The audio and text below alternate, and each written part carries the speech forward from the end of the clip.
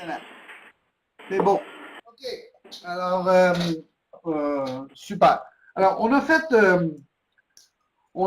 a travaillé ensemble pour comprendre. On est ensemble pour plusieurs semaines. Vous comprendrez qu'on ne couvre pas toute la première semaine. On a analysé l'environnement dans lequel on évolue ici en termes de support, d'aide, d'assistance, de compréhension, tout ça. On a aussi travaillé pour comprendre l'importance de se faire un autodiagnostic, savoir quelles sont nos forces, nos faiblesses, et d'analyser un marché qui nous intéresse, faire une sélection de marché en premier lieu, y aller très large, puis partir d'un point de départ sur lequel on voudrait travailler pour obtenir des résultats et analyser en profondeur le marché sélectionné. Plusieurs d'entre vous, au départ, ont dit on est intéressé à aller exporter nos produits en Chine, aux États-Unis, dans l'Amérique latine, mettons, tout ensemble. Alors que la production, aujourd'hui, c'est pas vraiment nécessaire. Alors, je recommence. On a fait, dans les dernières semaines, on a proposé la possibilité de travailler un plan, de mettre en place un plan, d'écrire un plan selon un canevas dont on a discuté. Alors, on a parlé du diagnostic de l'entreprise, les forces et les faiblesses, celles de l'entrepreneur. On a parlé du marché, les opportunités et les menaces de ces marchés-là pour qu'on comprenne un peu l'analyse qu'on doit faire par rapport à ça. Maintenant qu'on est rendu et on a parlé ensuite de l'importance d'écrire ce qu'on veut faire pour avoir une stratégie sur papier qu'on puisse partager. C'est un instrument de communication avec, avec des partenaires potentiels, avec des fournisseurs de services, avec l'institution financière. On peut extraire de ça de l'information qui va nous permettre de mettre ça dans notre application à un programme gouvernemental, si ça existe, dans lequel on peut appliquer pour avoir du support technique ou financier, par exemple. Okay? Alors, à partir de ce moment-là, on est prêt maintenant à considérer de se lancer dans la compréhension de la stratégie de mise en marché. On veut s'en aller vers le marché qu'on sélectionne. On veut aller là, on veut comprendre ce qu'on fait. Et là, c'est aujourd'hui et la semaine prochaine, on va travailler sur ces stratégies mises en marché. Il y a des éléments qu'on n'aura pas le temps de voir aujourd'hui. Je pense que c'est une journée très chargée. On va parler des premières idées qu'on a pour aller sur les marchés. On va mentionner distributeurs, agents, courtiers, maisons de commerce. On va voir ça en détail la semaine prochaine. On va parler des premiers éléments qui nous amènent sur un marché extérieur. Et on va parler d'un outil qui est l'outil favorable, favorisé pour les premières démarches qu'on fait sur un marché extérieur, c'est la participation à une mission commerciale et à une foire commerciale spécialisée qui nous intéresse. Alors, on va aborder cette partie-là aujourd'hui, donc stratégie de mise en marché, compréhension générale et la foire commerciale qui est, à mon avis, un incontournable pour trouver ce qui nous intéresse le plus, ce qui vous intéresse le plus, c'est-à-dire qu'est-ce qu'on cherche sur le marché extérieur? Des clients. Alors, il y a plusieurs façons de trouver des clients. On a commencé à aborder ce sujet-là la semaine dernière. Et là, on va voir que l'utilisation de la foire commerciale, du site de la foire commerciale, puis on va le voir dans la troisième semaine, à partir de maintenant, pas la semaine prochaine, la deuxième, la semaine suivante, on va parler de l'utilisation des technologies de l'information dans notre approche de développement de marchés extérieurs. Et là, on va aller fouiller dans différents sites pour aller extraire ces listes de clients avec lesquels on veut travailler. Je vais vous amener des façons de faire novatrices, très différentes, qu'on n'apprend pas à l'université, qui vous montrent comment on va, de ces listes-là, tourner cette donnée-là en client qui achète chez nous. Ça, c'est important. Mais avant, il faut comprendre nos stratégies de mise en marché. Okay? Aujourd'hui, c'est ce qu'on fait. On apprend le balbutiement de la stratégie de mise en marché et on aborde la mission et la foire commerciale. L'importance de faire ces actions-là de manière structurée pour en ressortir le maximum parce que, évidemment, ce sont des investissements de taille. Alors, vous êtes avec moi? Ça va bien? On sait toujours que vous êtes tout avec moi. Bon, alors, Comprenons ceci. On part avec l'idée d'amener un produit ou un service sur un marché extérieur. Alors, il faut bien qu'on délimite dans l'ensemble de produits qu'on nous avons présentement, qu'on offre, celui qui serait, sans conteste, le produit phare qu'on va amener là-bas. Ça veut dire que si je produis 5, 10, 20, 50 produits différents, il est peut-être intéressant de se concentrer avec un produit que je peux mettre en avant, ou deux, ou trois, mais un produit qui est mon produit phare. Dans le premier vidéo qu'on a vu au tout début, quand on voyait les espèces d'étapes à faire à l'international avec un labyrinthe, il y avait une entreprise qui faisait dans les services pour les chemins de fer.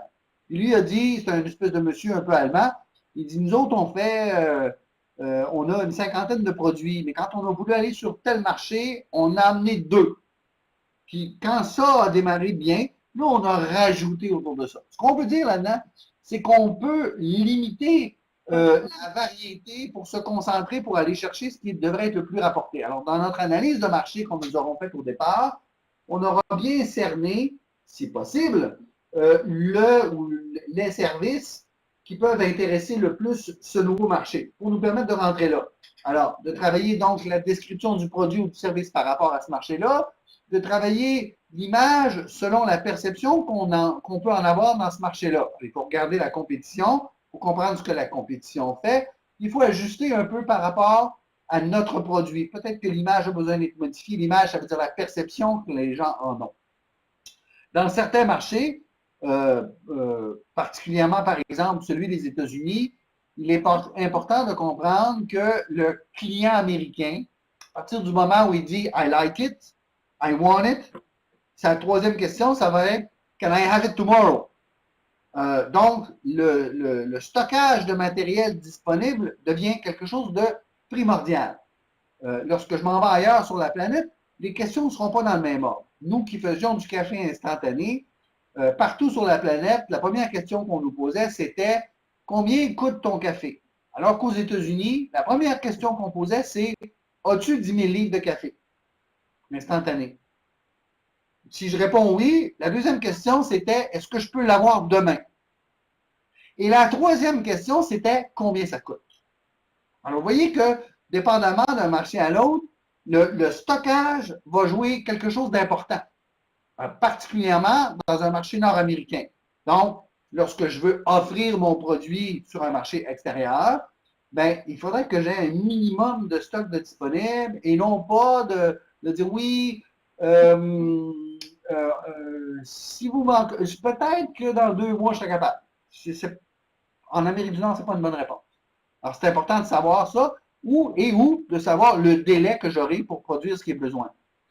Aussi, il faut comprendre que, toujours lié à ma facteur de produit, il faut que, par rapport à ma concurrence, dans le marché que j'ai ciblé la semaine dernière, il faut que je vois de quelle manière je me différencie de mes concurrents. Est-ce que parce que mon étiquette est bleue? Est-ce que parce que mon produit est plus sucré?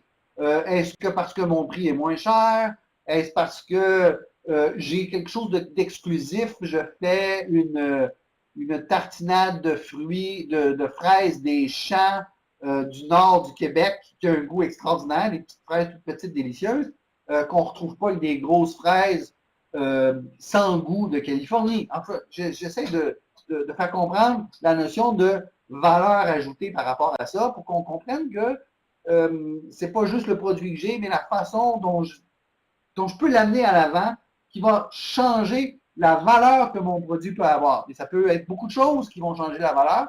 On le verra quand on fera vente et négociation ensemble. Mais le goût, la saveur, le type d'emballage, l'histoire derrière le produit ou le service peut jouer beaucoup de choses.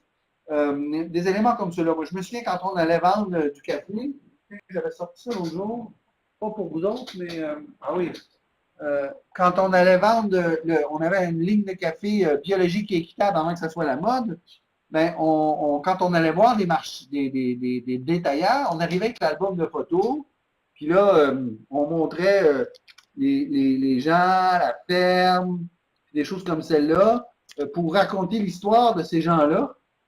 Et c'était un outil de vente et de marketing dont on se servait.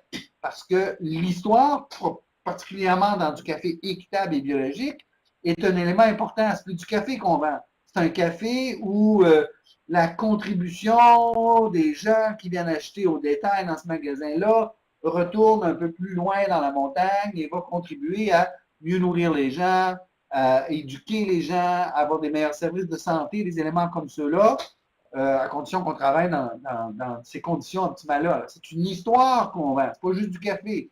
Ça, c'est de la valeur ajoutée. Alors, ce sont tous les facteurs qui font que mon produit peut se démarquer d'une manière ou d'une autre.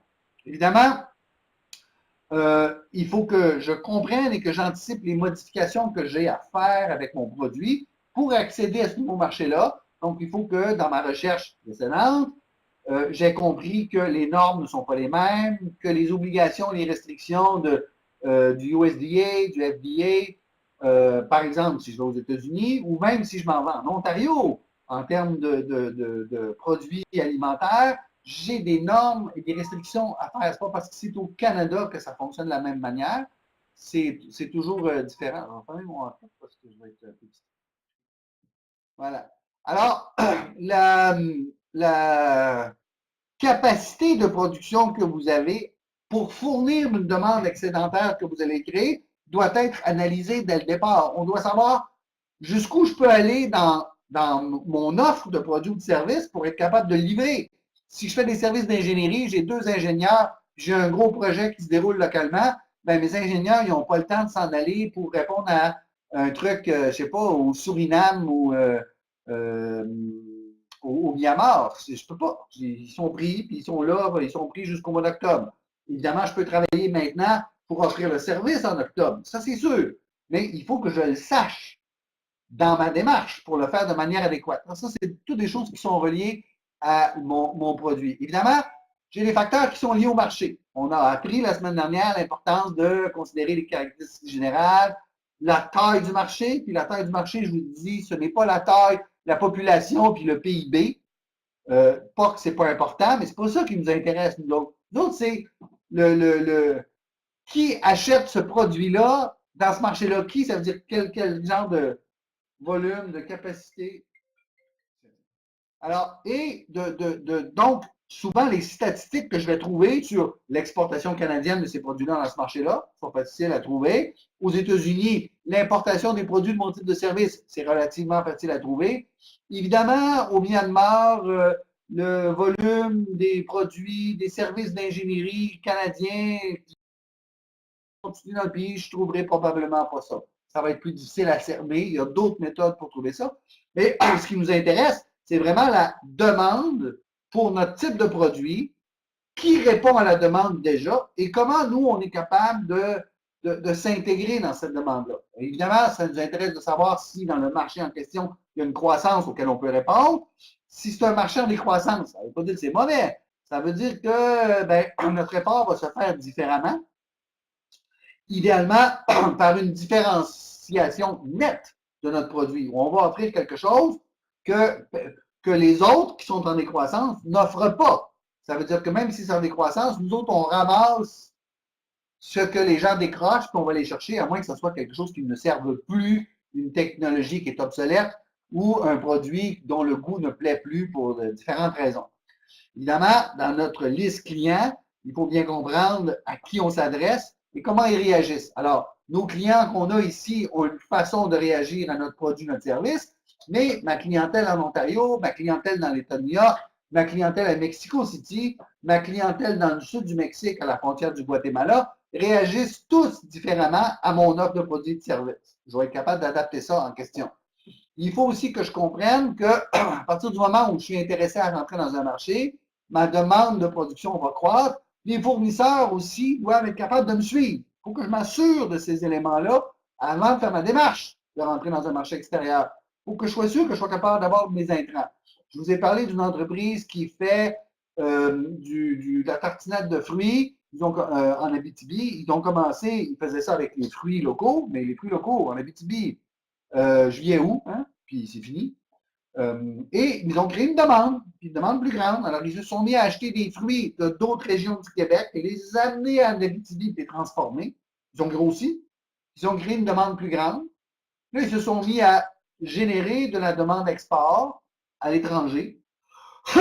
Mais là, ils n'ont pas pour que l'usine fonctionne en février, si ce n'est pas des fruits du Québec congelés, il faut que je les fasse venir de Californie ou du Mexique. Alors, c'est un autre processus d'achat, c'est un autre fonctionnement. Donc, je dois aussi réfléchir à revoir mes fournisseurs et peut-être améliorer ma fourniture à un meilleur prix, à un plus gros volume. C'est tous des éléments qui rentrent dans l'équation. Je ne peux pas développer un marché si je ne pense pas à ces éléments-là avant d'y aller. Il va falloir évidemment aussi que je choisisse, et c'est ce qu'on va voir en détail la semaine prochaine, mon canal d'entrée, de distribution. Est-ce que je vais faire de la vente directe, c'est-à-dire je m'en vais là-bas, je vends, je reviens, ou je prends mon beau-frère, je l'installe là-bas, puis lui, il fera le travail pour moi, puis je vais lui payer un salaire, puis des dépenses, ou je vais travailler avec des intermédiaires, je vais engager un agent, je vais engager un courtier, je vais engager un distributeur, c'est-à-dire que je vais vendre à un distributeur plutôt. Est-ce que je vais vendre un grossiste? Est-ce que je vais travailler avec une maison de commerce? Des éléments comme cela. Des choses auxquelles je dois réfléchir. Il faut que je comprenne aussi, dans le marché qui m'intéresse, les tendances actuelles. On s'en va où avec ça? Où est-ce qu'ils s'en vont? Alors souvent, j'y cherche un peu et le site des foires commerciales, les foires commerciales, vont m'aider à comprendre les tendances. Si j'y vais la première année, dans une foire que j'ai sélectionnée dans le marché qui m'intéresse, la première année, on suggère d'y aller comme visiteur, d'aller voir, d'aller s'imprégner de ça avant d'investir, d'avoir un kiosque et de prendre place. Mais on va voir comment les gens réagissent. On peut amener des échantillons dans notre sac, on leur montre, on fait goûter, on leur parle de notre service, on amène la brochure, on regarde leur réaction par rapport à tout ça. Puis souvent, ils publient, ou il y a des conférences au sein même de la foire, où on va nous parler des tendances actuelles. Écoute, pour participer à ces conférences-là, c'est le grand melting pot dans notre secteur d'activité qui se déroule à ce moment-là. Il faut avoir les oreilles grandes ouvertes. Puis je vous parlerai de l'importance et comment le faire. Évidemment, dans une mesure aussi importante, l'environnement politique, économique, monétaire, fiscal, la stabilité politique joue beaucoup, bien sûr, le système bancaire, les taux d'inflation, etc., etc. Ce sont tous des éléments qui... D'autres facteurs liés au marché, la proximité. Vous mentionniez dès le départ, on voulait aller en Chine, on voulait aller tout ça. L'idée n'est pas mauvaise, mais travailler la Chine, c'est un autre langue. C'est ouf, c'est beaucoup d'autos, c'est beaucoup d'avions, c'est beaucoup de décalage horaire, c'est une autre culture, c'est une autre façon de faire. Donc, les premières armes, parce qu'on parle toujours de retour sur l'investissement, c'est-à-dire qu'on investit dans un projet, on s'expose à des risques, on veut un retour le plus élevé possible, le plus court possible, le moins risqué possible. C'est ce qu'on voudrait. Bon, la Chine, je prends la Chine comme exemple, là, parce qu'on vous l'aviez déjà mentionné. Si je veux aller en Chine, ben, c'est du sport. Puis c'est une expédition. Tu sais, c'est comme aller gravir le Kalimandjaro, là. C'est excitant. C'est stimulant. Mais bon, t'as dit que ça coûte cher. Évidemment, quand je suis rendu en haut, puis j'ai plante mon drapeau dessus de la montagne, j'ai vaincu quelque chose d'extraordinaire. On peut commencer, avant d'aller faire le Kalimandjaro, on peut commencer par faire des. Euh, euh, comment ça s'appelle? Un peu là. J'ai un plan de mémoire, là.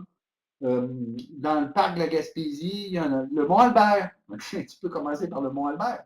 Si c'est plus à notre portée, c'est moins loin, c'est une plus petite victoire, mais c'est une pratique pour aller sur le Kalimandjaro. Fait que là, dans le même esprit, si je commence par l'Ontario ou par l'État de New York, ben, je me développe des compétences à proximité, un peu mieux. J'apprends à gérer mes risques, j'apprends à comprendre les risques. C'est les risques chinois, les risques de New York ne sont pas les mêmes, il y a des risques pareils.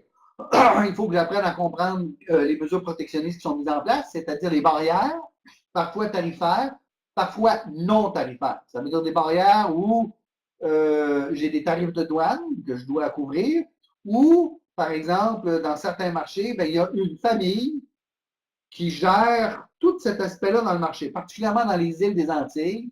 Bien souvent, si je vais amener un produit agroalimentaire ou un produit de quincaillerie, ben, il y a une famille qui gère ça au complet, tout ce qui est quincaillerie. Si moi, je veux rentrer là, puis que je voudrais rentrer à côté de la famille, ben, mon container risque de se faire voler dans le port. Il va disparaître, je vais le réclamer à l'assurance une fois, deux fois, puis après ça, l'assurance ne va plus m'assurer. Euh, ça va être plus difficile. Si je tombe avec la bonne famille et que j'y laisse, ça va être plus facile. Ça n'empêche pas que souvent, il y a d'autres groupes qui disent ah, nous, on connaît ça, on veut faire ça, on est capable de te rentrer, on pourrait distribuer. Ils n'ont pas le contrôle. Ça, c'est une barrière non tarifaire, mais elle existe. Dans certains marchés, les premières années où la Russie s'est libéralisée, les gens qui faisaient des affaires, c'était les anciens KGB. Ça pouvait être rock'n'roll. On a des gens d'affaires canadiens qui sont faits tirer devant l'hôtel.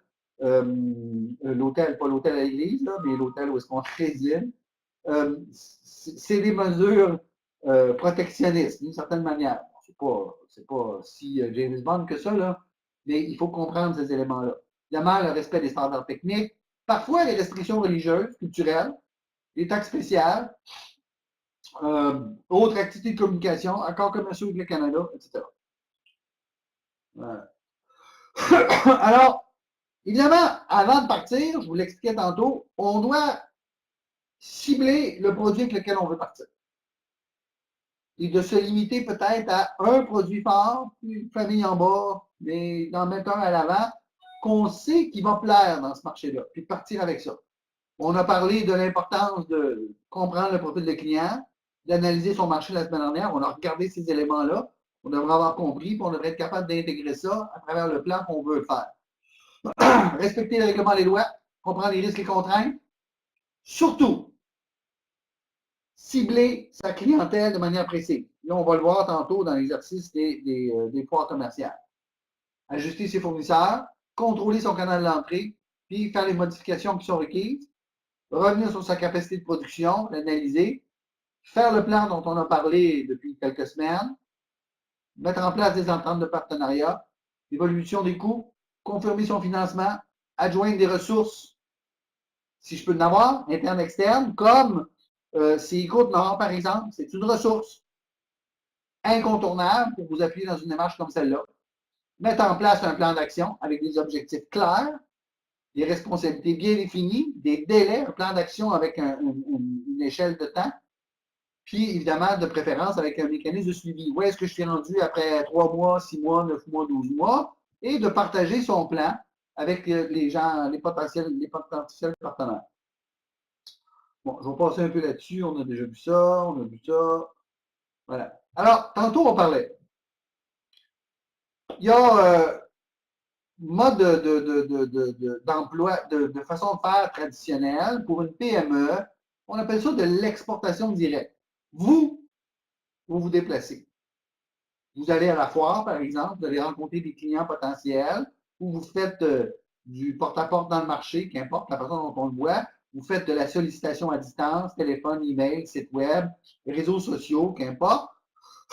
Vous négociez. Vous faites le contrat et vous travaillez avec l'acheteur final. Donc, vous êtes le vendeur et il y a un acheteur et vous faites le lien entre les deux. Vous êtes maître de la transaction jusqu'à ce que l'autre en prenne possession et que l'argent circule avant, pendant ou après cette prise de possession-là. Okay? Ça, c'est la base de l'exportation directe. On comprendra que si je fais de l'exportation directe en Chine, ben, ça veut dire que je m'en vais en Chine 6-8 fois par année. C'est pas agréable, mais 6 à 8 voyages vers la Chine. C'est de la dépense, mais on y trouve son intérêt, surtout si les affaires sont bonnes, ça vaut la peine. Les Chinois veulent vous voir. Ils veulent que vous soyez là. Puis dans la plupart des pays, peut-être moins aux États-Unis, mais même encore là, ils aiment ça vous voir. Alors, il faut se déplacer. Alors, la vente directe sert à ça.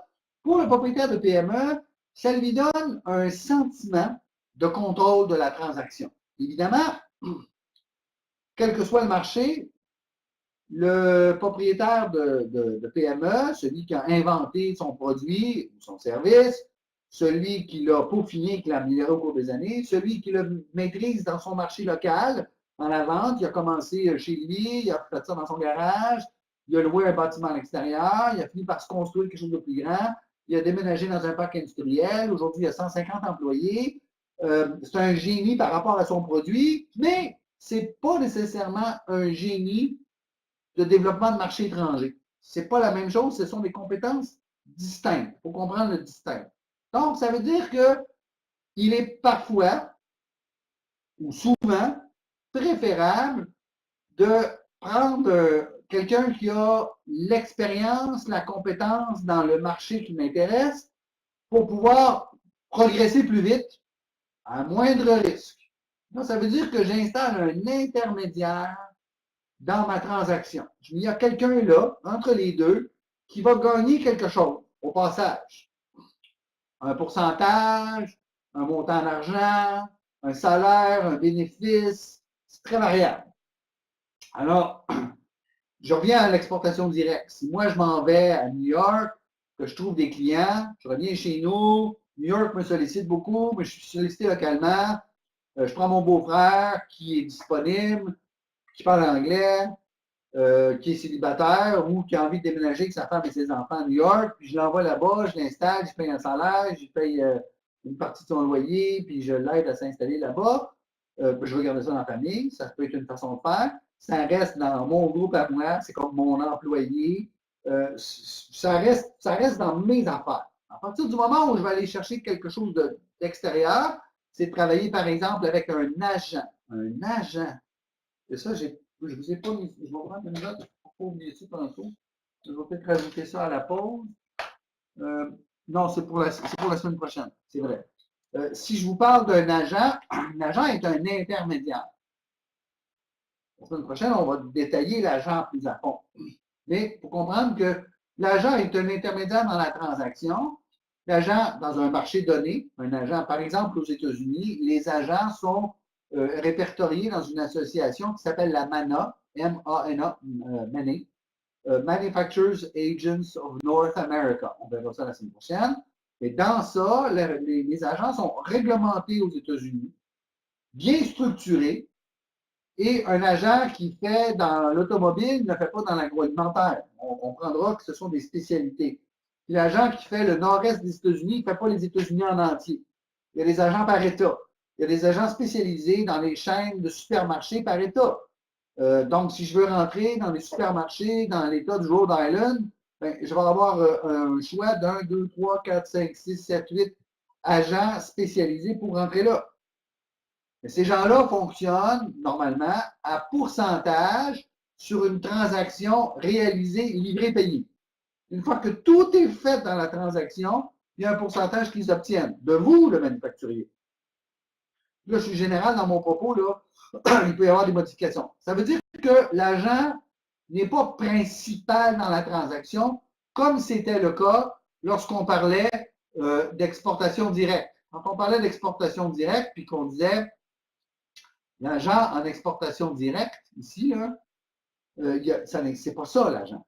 L'agent, même s'il travaille dans une exportation directe, quand j'ai une exportation directe, je vends à un client. Je suis principal. J'expédie, je me fais payer. Tant que le client n'a pas pris possession, le produit est à moi. Quand il en a pris possession, le produit est à lui. L'argent peut venir avant, pendant ou après la transaction. On verra quand on parlera de finance que le flot d'argent et le flot de la marchandise, la possession de la marchandise, la responsabilité de la marchandise sont tous des éléments distincts dans la transaction. Quand j'y mets un agent, l'agent m'aide, m'assiste. L'agent connaît le terrain. L'agent va m'amener là où beaucoup plus vite que si c'était moi qui le faisais tout seul, parce que c'est son terrain de jeu. Mais l'agent ne possède pas la marchandise. Ni une minute, ni une semaine, ni un mois. Ça ne lui appartient pas. Ça m'appartient à moi, manufacturier, jusqu'à ce que ça appartienne à mon client. Okay? Et il va être payé lorsque la transaction s'est faite dans les meilleures conditions et que l'argent s'est rendu. Ça n'est pas payé. Alors, c'est tout à son avantage que tout fonctionne bien. Il va tout faire pour que ça fonctionne bien. Comme ça, il va ramasser son 2 ou 5 sur la transaction. Avec son pourcentage, lui, il est responsable de son bureau, son équipe, tout ça. Si je veux rentrer mon produit dans les supermarchés aux États-Unis, dans le Nord-Est, et que je prends un agent spécialisé, il va certainement, pas peut-être, certainement me demander un droit d'entrée dans son catalogue. Ça peut me coûter un quart de million. Mais il m'assure des ventes. Ah, mais c'est mon droit d'entrée. Si j'en trouve un qui ne me charge pas de droit d'entrée par rapport à l'autre, pourrait me questionner sur sa capacité de livrer dans les meilleurs délais, parce qu'ils veulent. Ça veut dire que l'agent, aux États-Unis en particulier, doit être apte, vouloir accepter mon produit dans son catalogue et y mettre toute l'énergie nécessaire pour qu'il se rende sur les tablettes et que les commandes se renouvellent. Vous comprendrez que ce n'est pas juste d'avoir mon produit, c'est qu'ils veulent me placer, puis que ce soit un générateur de revenus pour lui, comme pour vous, mais pour lui en premier, il pense à lui, il pense à son pourcentage. Okay? Ça, c'est mon agent. Si je travaille avec un distributeur, par exemple, un distributeur qui fait le nord de l'État de New York, bien, le distributeur, lui, il va acheter mon produit et il va devenir principal dans la transaction. Il va l'acheter, il va mettre ça dans son entrepôt, puis il va le faire sortir de différentes façons, soit avec des agents, soit avec des représentants sur la route, ou les acheteurs des différentes succursales dans son territoire. Et de cette manière-là, lui, il va sortir, mais il va avoir le stock dans son entrepôt, il va financer les stocks, puis il va vendre, puis il va percevoir de l'argent. Et moi, il va m'avoir normalement payé, selon les termes qui ont été convenus. Donc, lui devient le principal. Je vends à un distributeur, ça devient moi le fournisseur, et lui le client. Et à partir du moment où lui, là, lui, il va le sortir à différents endroits, puis il va facturer, il va se faire payer, puis il y a des représentants qui vont l'assister. Mais il est principal. Le produit lui appartient. Contrairement à l'agent, le produit ne lui appartient pas. C'est une notion très différente. C'est très différent. C'est même majeur. Même chose si je travaille avec un grossiste, il va acheter mon produit comme le distributeur, mais le distributeur, normalement, est spécialisé dans une famille de produits très spécifiques, l'agroalimentaire. Le grossiste, lui, fait, le grossiste, je pense, je sais pas, un Costco, mettons. C'est un grossiste. Il y a de tout. Je peux acheter au détail comme je peux acheter au gros. Et la façon de travailler va être différente. Il va acheter, il va stocker, il va vendre à des distributeurs, à des agents. Il n'y a pas de représentant. Les gens viennent chez lui, dans son entrepôt, chercher le produit pour l'amener chez eux. Ça, c'est le grossiste. Alors, lui devient un principal dans la transaction. Il va prendre possession du matériel selon ce qui est convenu dans le contrat, puis il va le posséder pendant une période de temps variable. On va parler la semaine prochaine beaucoup de la maison de commerce, la Trading House, la Société de commerce international, SCI, ici dans le PowerPoint. La maison de commerce, elle, c'est un intermédiaire particulièrement favorisé pour les pays, les marchés non traditionnels, donc pour nous, Canadiens, hors États-Unis. La maison de commerce spécialisée en agroalimentaire, par exemple, va amener des produits dans lesquels elle est spécialisée, en construction, en agroalimentaire, en machinerie, dans des marchés qui seraient plus périlleux pour moi, qui n'y connais rien. Et eux sont capables de nous amener là. Mais la société de commerce est principale dans la transaction. Elle va acheter très souvent EXW, c'est-à-dire à l'usine chez vous. Elle va l'amener au port, elle va l'expédier à l'étranger. Elle va m'avoir payé selon les termes convenus, à l'avance, à la prise de possession à l'entrepôt, avec des termes 10 jours, 30 jours, 60 jours, 90 jours, qu'importe. Et elle va aller le revendre là-bas à un tarif que je ne connais pas comme manufacturier. Alors, vous avez toujours l'impression qu'ils font une fortune. Ils développent des marchés, ils sécurisent le risque, ils prennent en charge le transport, la manutention, les réclamations. On va voir tout ça. Pourquoi on va voir ça particulièrement en détail? Parce que c'est le modèle qu'on voudrait émuler dans votre entreprise. On voudrait que le modèle de la maison de commerce soit un modèle qui vous inspire en termes de compréhension de tout ce qui doit faire partie de votre effort export. On y reviendra la semaine prochaine. C'est important de comprendre que on va, comme aujourd'hui en deuxième partie, on va aborder la foire commerciale. La semaine prochaine, en deuxième partie, on va travailler à fond la maison de commerce. Alors, évidemment, on peut imaginer, pas au début de nos actions, souvent, ce qui arrive, c'est que la PME va faire, son premier effort va être de l'exportation directe. Elle va se déplacer, elle va trouver un premier client ou deux clients ou trois clients. Elle va commencer à faire des tractations là-bas. Elle va être contente, j'espère bien, de son résultat. Elle va avoir une certaine croissance. Puis là, elle va être obligée de déléguer une partie du travail. Alors, soit qu'elle engage une compétence à l'interne, on prend un jeune frais émolu de l'université ou du cégep, puis on l'embarque là-dedans, on le forme à notre entreprise, puis on le met là, ou je prends un ingénieur, ou je prends qu'importe, Et je le fais travailler là-dessus. Puis je garde le contrôle. Ou je m'en vais chercher un intermédiaire qui va reprendre ce que j'ai déjà démarré et qui va aller porter ça beaucoup plus loin. Ce que je veux, moi, c'est que mes affaires grandissent, que je fasse plus d'argent, c'est le but de notre action, c'est faire du cash, plus de cash. Puis d'engager du monde, puis de créer de l'emploi et de payer moult contributions au gouvernement pour permettre l'avancement de tout ça. Évidemment, on peut imaginer, alors on sait que les premières actions d'une entreprise comme ça vont en exportation directe. On le fait soi-même, on veut garder le contrôle. Quand on commence à avancer, on va déléguer une partie du travail, puis des fois, on va déléguer avec des gens sur place, comme on parlait tantôt, agents, distributeurs, grossistes, etc. Et il arrive normalement en troisième lieu où on va faire un partenariat. Partenariat, c'est-à-dire que on va, par exemple, je commence à exporter une certaine technologie. Qu'est-ce que je pourrais inventer comme exemple? J'ai une usine de réchappage de pneus camion. Mon usine est moins neuve qu'elle était. Puis j'aimerais ça. Alors je commence à faire du réchappage de pneus. Je fais ça chez nous, ça va bien. Je vends maintenant depuis un an ou deux des pneus réchappés au Mexique. Je suis allé là-bas dans une foire, j'ai commencé à vendre des pneus réchappés. Ils sont contents, c'est pas cher, c'est le fun, ça marche. Je vends un camion depuis 15 jours, puis ça roule.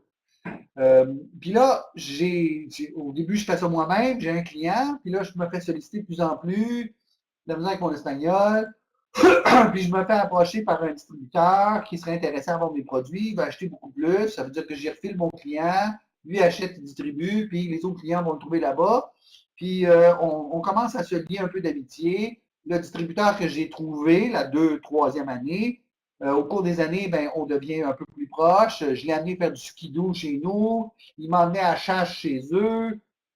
Son fils étudie à Laval. Fait que je suis un peu l'oncle qui peut le regarder de temps en temps. S'il y a besoin d'un coup de main, je suis là. Puis ils sont venus passer un Noël chez nous. Nous autres, on est passé des vacances d'été chez eux. Tu sais, on s'est rapprochés. C'est très latin. Ça ne se fait pas avec n'importe qui, mais au Mexique, c'est une chose qui se fait bien. Puis là, ça fait 8 ans qu'on travaille ensemble. Puis il me dit, Seigneur Méville, on pourrait être associés, vous autres, toi et moi. On pourrait réchapper des pneus ici au Mexique, puis on pourrait en vendre au Guatemala, puis au Honduras. Pourquoi on ne ferait pas ça ensemble? Et là, on se connaît, on a une certaine confiance. J'ai supervisé 2, 3 de ses enfants. Un est devenu ingénieur, l'autre est devenu comptable. Il y en a un qui s'est marié avec une Québécoise. Il reste ici. Non, mais on a un lien. Là. Je vous conte une histoire, mais pas tout à fait, pas complètement inventée. Alors, moi, je pense à mon usine que je voudrais rafraîchir. Alors, on fait un partenariat au Mexique dans une maquiladoras, qui est la zone franche, mettons le long de la frontière. Je prends ma vieille usine, elle n'est pas si vieille que ça, là, mais je veux dire, je prends cette usine-là, je la mets dans des boîtes, je la crête, puis je l'expédie là-bas à mon entreprise dans laquelle je suis associé, qui achète si on veut, mon fonds de commerce ou ma machinerie. Je peux même avoir du financement pour ça. C'est pas impossible qu'Exportation Développement Canada puisse financer l'entité mexicaine pour acheter mon usine que j'ai ici. Comme ça, j'ai de l'argent, du capital pour financer ma nouvelle machinerie que je vais acheter, qui peut être en partie financée par la Banque de développement du Canada, par Expansion Québec. Puis là, je me fais une plus grosse usine de réchappage de pneus. Là, je m'amuse avec ces possibilités-là. Puis, l'année suivante, j'ai une usine dans une maquiladora mexicaine, où des employés mexicains, puis je crée de l'emploi là-bas. Puis j'ai des revenus là-bas que je pourrais aller porter au Panama, mais ça, c'est une autre histoire. Là, j'ai fermé vos micros, mais je vous entends tous rire d'ici, avec des points de discussion. Alors, le partenariat devient une solution intéressante pour ma croissance d'entreprise. Mais ce n'est pas l'aspect numéro 1 que je vais chercher au départ, c'est l'aspect numéro 3. En premier lieu, l'exportation directe. C'est plus facile, c'est moins coûteux. J'ai plus confiance en ce que je fais, puis je me suis mon gut feeling qui m'amène là. Okay?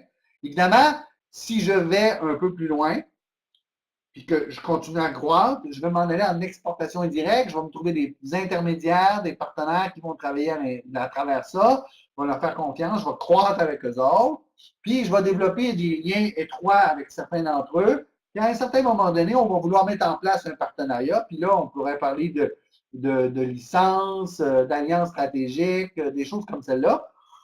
Mais je ne fais pas ça avec quelqu'un que je ne connais pas. Je fais ça avec quelqu'un à qui j'ai développé une confiance. C'est important de comprendre ça.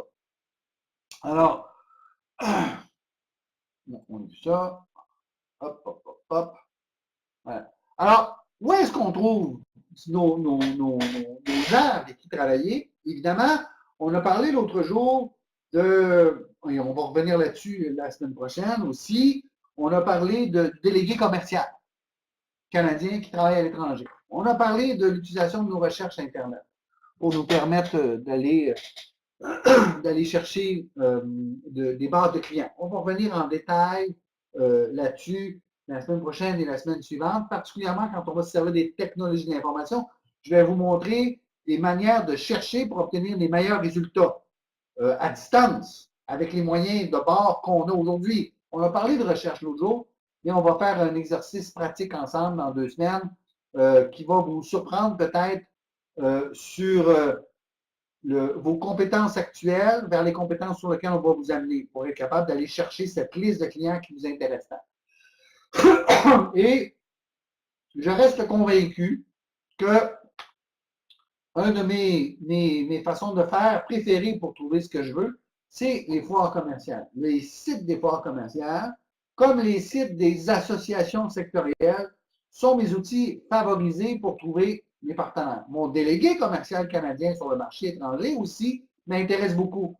Parce que mon délégué va me donner mon délégué, on a parlé de lui déjà, on a vu un petit film sur lui déjà, si ma mémoire est bonne. Contredisez-moi si je ne vous ai pas montré ça, puis je mettrai le vidéo disponible. Mais le délégué commercial qui travaille sur le marché qui m'intéresse, soit le délégué du Québec en Ontario, ça peut être ça, parce que ça existe. On a une représentation commerciale du Québec à Toronto. Puis, j'ai de la délégation commerciale du Québec et du Canada à Boston, à New York, à Atlanta, à Seattle, à Miami, à Houston, plein d'endroits, à Los Angeles, qui me permettent d'avoir autant d'antennes prépayées. Prépayées, ça veut dire que j'ai déjà financé avec ma contribution aux impôts une portion de leur salaire. Pour vous. Alors, il faut s'en servir un peu aussi de cette manière-là. Alors, eux vont me permettre un premier choix dans ces éléments-là.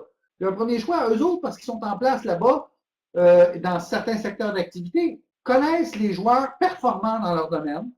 Pas évidemment s'ils viennent d'être délégués depuis 3 mois et connaissent personne. Si ça fait 4 ans qu'il est là, il est sur le bord de s'en aller. Mais la période de 2 à 4, là, il est super performant, normalement. Il connaît tout le monde, c'est des êtres humains, là. J'en ai qui performent bien, j'en ai qui performent un peu moins bien. Mais normalement, après un an, il maîtrise son environnement comme il faut, il est à l'aise, il a fait tous les cocktails, il connaît tout le monde, puis il sait qui est bon là-dedans. Il ne peut pas m'en recommander un, il ne peut pas. Il doit m'en recommander 3, minimum. Vous comprendrez, quand il vous en recommande 3, le premier en haut de la liste, là, c'est sa recommandation la plus chaude. Il ne peut pas dire c'est celui-là que je préfère. Jamais il vous dira je préfère celui-là. Il n'a pas le droit de dire ça. Mais le premier en haut de la liste, c'est son préféré. Les 2 autres ne sont pas mauvais non plus. Mais celui-là, c'est celui qui vous recommande d'habitude chaudement sans dire. Okay? Et là, c'est une amorce de conversation parce que lui va avoir parlé à ces 3-là pour leur dire j'ai une entreprise canadienne intéressée par vos services. Et vous allez entrer en contact. Et là, on ouvre ce qu'on appelle une conversation avec un partenaire potentiel. Remarquez la conversation entre guillemets qu'on a mis là. Parce que ce qu'on fait avec un partenaire potentiel, un partenaire qui soit client, qui soit distributeur, parce que le distributeur est un client, le grossiste est un client, l'agent est quelque part un client aussi avec nous. Okay? Ce partenaire-là, on amorce une conversation, c'est-à-dire qu'on commence à discuter et en fait, on fait des affaires qu'avec des gens avec qui on est à l'aise. Si on n'est pas à l'aise, si on n'est pas, si c'est pas agréable, on va avoir la réticence, on va être méfiant, on va même créer des barrières imperceptibles. À partir du moment où on est à l'aise, dans une conversation conjointe, il ne faut pas être facile nécessairement d'avoir une conversation avec tout le monde et n'importe qui. Mais lorsque je réussis à amorcer une conversation et à avoir une conversation agréable avec un partenaire potentiel, j'ouvre la porte. C'est un talent, ça. C'est pas toujours facile quand je ne maîtrise pas la langue, que ce soit l'anglais ou l'espagnol ou autre chose, le cantonais. Le contact primordial est essentiel. C'est un talent qui s'acquiert. Moi, je me souviens, dans mes premières années, j'avais zéro talent pour ça. Quand j'appelais, j'étais nord-américain, sec, j'allais au point tout de suite, puis je ne comprenais pas pourquoi on me disait non. Puis ça me fâchait. Je me disais, si j'ai un bon produit, j'ai un bon prix, c'est pas ton problème. Non, mais aujourd'hui, mon approche va être très différente. Je vais être beaucoup plus à l'écoute. J'ai appris ça. On va le voir quand on va faire vente et négo ensemble. On va comprendre ces éléments de conversation. Parce que ce qu'on ouvre avec notre partenaire étranger, c'est une conversation qui devrait idéalement durer des années. Une conversation qui doit rapporter de l'argent, rapporter des bénéfices de tout ça. Donc, une conversation agréable et porteuse de résultats. Alors, dès le départ, dès la première minute, il faut se mettre dans ce mode-là pour se rendre là. Ça ne veut pas dire qu'on accepte n'importe quoi, n'importe qui pour faire plaisir, là. C'est pas ça du tout. Mais c'est vraiment de comprendre que j'amorce une amitié d'affaires qui va durer longtemps, on l'espère, parce qu'on le fait pour ça. L'investissement pour se rendre là, pour amorcer cette conversation-là et les visites subséquentes que ça va faire, me rendre à Boston régulièrement ou me rendre à Shanghai régulièrement, vont me coûter de l'argent, du temps. Je vais faire ça dans un cadre qui va être le plus plaisant possible. Okay? Alors, la conversation est un élément hyper important. Wow, j'ai de l'animation maintenant, je ne pensais pas que j'avais ça. Alors, évidemment, lorsque j'aurai conçu ma liste de clients avec lesquels je vais travailler, encore une fois, je reviens là-dessus, je vais vous montrer la semaine prochaine où je vais chercher ma liste. Vous comprendrez que mon premier appel doit être très bien planifié. Ce sont des appels d'habitude à froid, j'ai peu ou pas d'introduction, et je dois être capable de pouvoir poser les bonnes questions pour amener à la bonne réaction et suivre tout de suite avec une communication complète, dans la bonne langue, sans faute, avec quelques liens qui vont permettre au client d'aller voir de visu ce que je lui ai dit. C'est-à-dire ceci. Si j'appelle un client qui se sert d'un produit alimentaire, un ingrédient alimentaire, ben, comme j'ai cerné, j'ai pris l'information sur les marchés, le marché, comment ça fonctionne, quels sont les joueurs, quel type de produits plus que d'autres sont favorisés, le type d'emballage, les prix, les fluctuations de prix sur le marché, les qualités, les origines, des éléments comme ceux-là. Quand je vais appeler, je ne vais pas dire Hello, my name is, puis me mettre à hésiter et à chambouler. J'ai à peu près 15 à 40 secondes pour que dans mes premiers mots, on va le voir en vente et négociation, dans mes premiers mots, pour que le client comprenne bien que je connais mon domaine et qu'il veuille continuer la conversation avec moi. Je vais lui poser des questions idéalement ouvertes. Pas lui dire tu veux acheter mon produit, mais de quelle manière mon produit est intéressant pour toi. Là, je l'écoute. Il va comprendre ça, ces éléments-là. Et lorsque j'avance dans ma conversation puis que je l'amène tranquillement vers mon produit, ma solution, normalement, j'ai un courriel qui est déjà prêt. Il ne me reste qu'à rajouter son nom en haut puis peser sur Envoyer. Dans le courriel en question, je ne vais pas mettre nécessairement beaucoup de documents lourds. Je vais mettre des liens sur mon site web, l'endroit où se trouve le catalogue, l'endroit où se trouve la boutique en ligne, l'endroit sur YouTube où se trouve la vidéo où est-ce que ma petite cousine fait la démonstration du produit, des affaires comme celle-là. Okay? Tout ça. Pour amorcer idéalement mon principe de ma visite pour la foire dans une mission commerciale. Et c'est là où je veux vous amener là-dessus, c'est de vous amener à considérer la mission et la foire comme étant l'outil qui va m'intéresser le plus. J'essaie juste de voir si je suis dans mon horaire comme il faut. Là. Voilà. Alors, ce que je veux vous amener, c'est le préparatif à mettre en place une visite dans une émission une fois, aller rencontrer ce client-là. Alors que ce soit à Toronto, si c'est un produit alimentaire, d'aller au Fancy Food Show, ou si c'est un produit de la mer, d'aller au Boston Seafood Show, ou si c'est un produit agroalimentaire, encore une fois, puis que je vais aller à New York, ben, j'ai un Fancy Food Show à New York où je peux aller porter ça. Je pense à mes confitures, je pense à n'importe quoi, que ce soit de l'eau, que ce soit ce que je veux. Mais je dois le préparer de manière adéquate. Alors, je dois être capable de présenter ça de manière précise. Alors, je veux éviter les erreurs. OK? Je reviens sur des points qu'on a déjà vus. Si j'ai mon plan fait, je vais avoir circonscrit dans ces différents éléments les points que j'ai à comprendre. Si je ne fais pas de plan, je vais peut-être avoir passé vite sur ma recherche de marché, ma stratégie, mon plan d'action détaillé avec des heures précises, des jours précis, des étapes précises à couvrir. Si je n'ai pas ça, ben, je vais y aller à la devinette un peu, puis je risque de me tromper un peu. Si je suis quelque part dans l'entreprise puis que la direction générale en haut, le président ne m'appuie pas, je vais avoir aussi peut-être des problèmes. Je vais vouloir aller à la foire. Puis là, ils vont me demander combien ça coûte.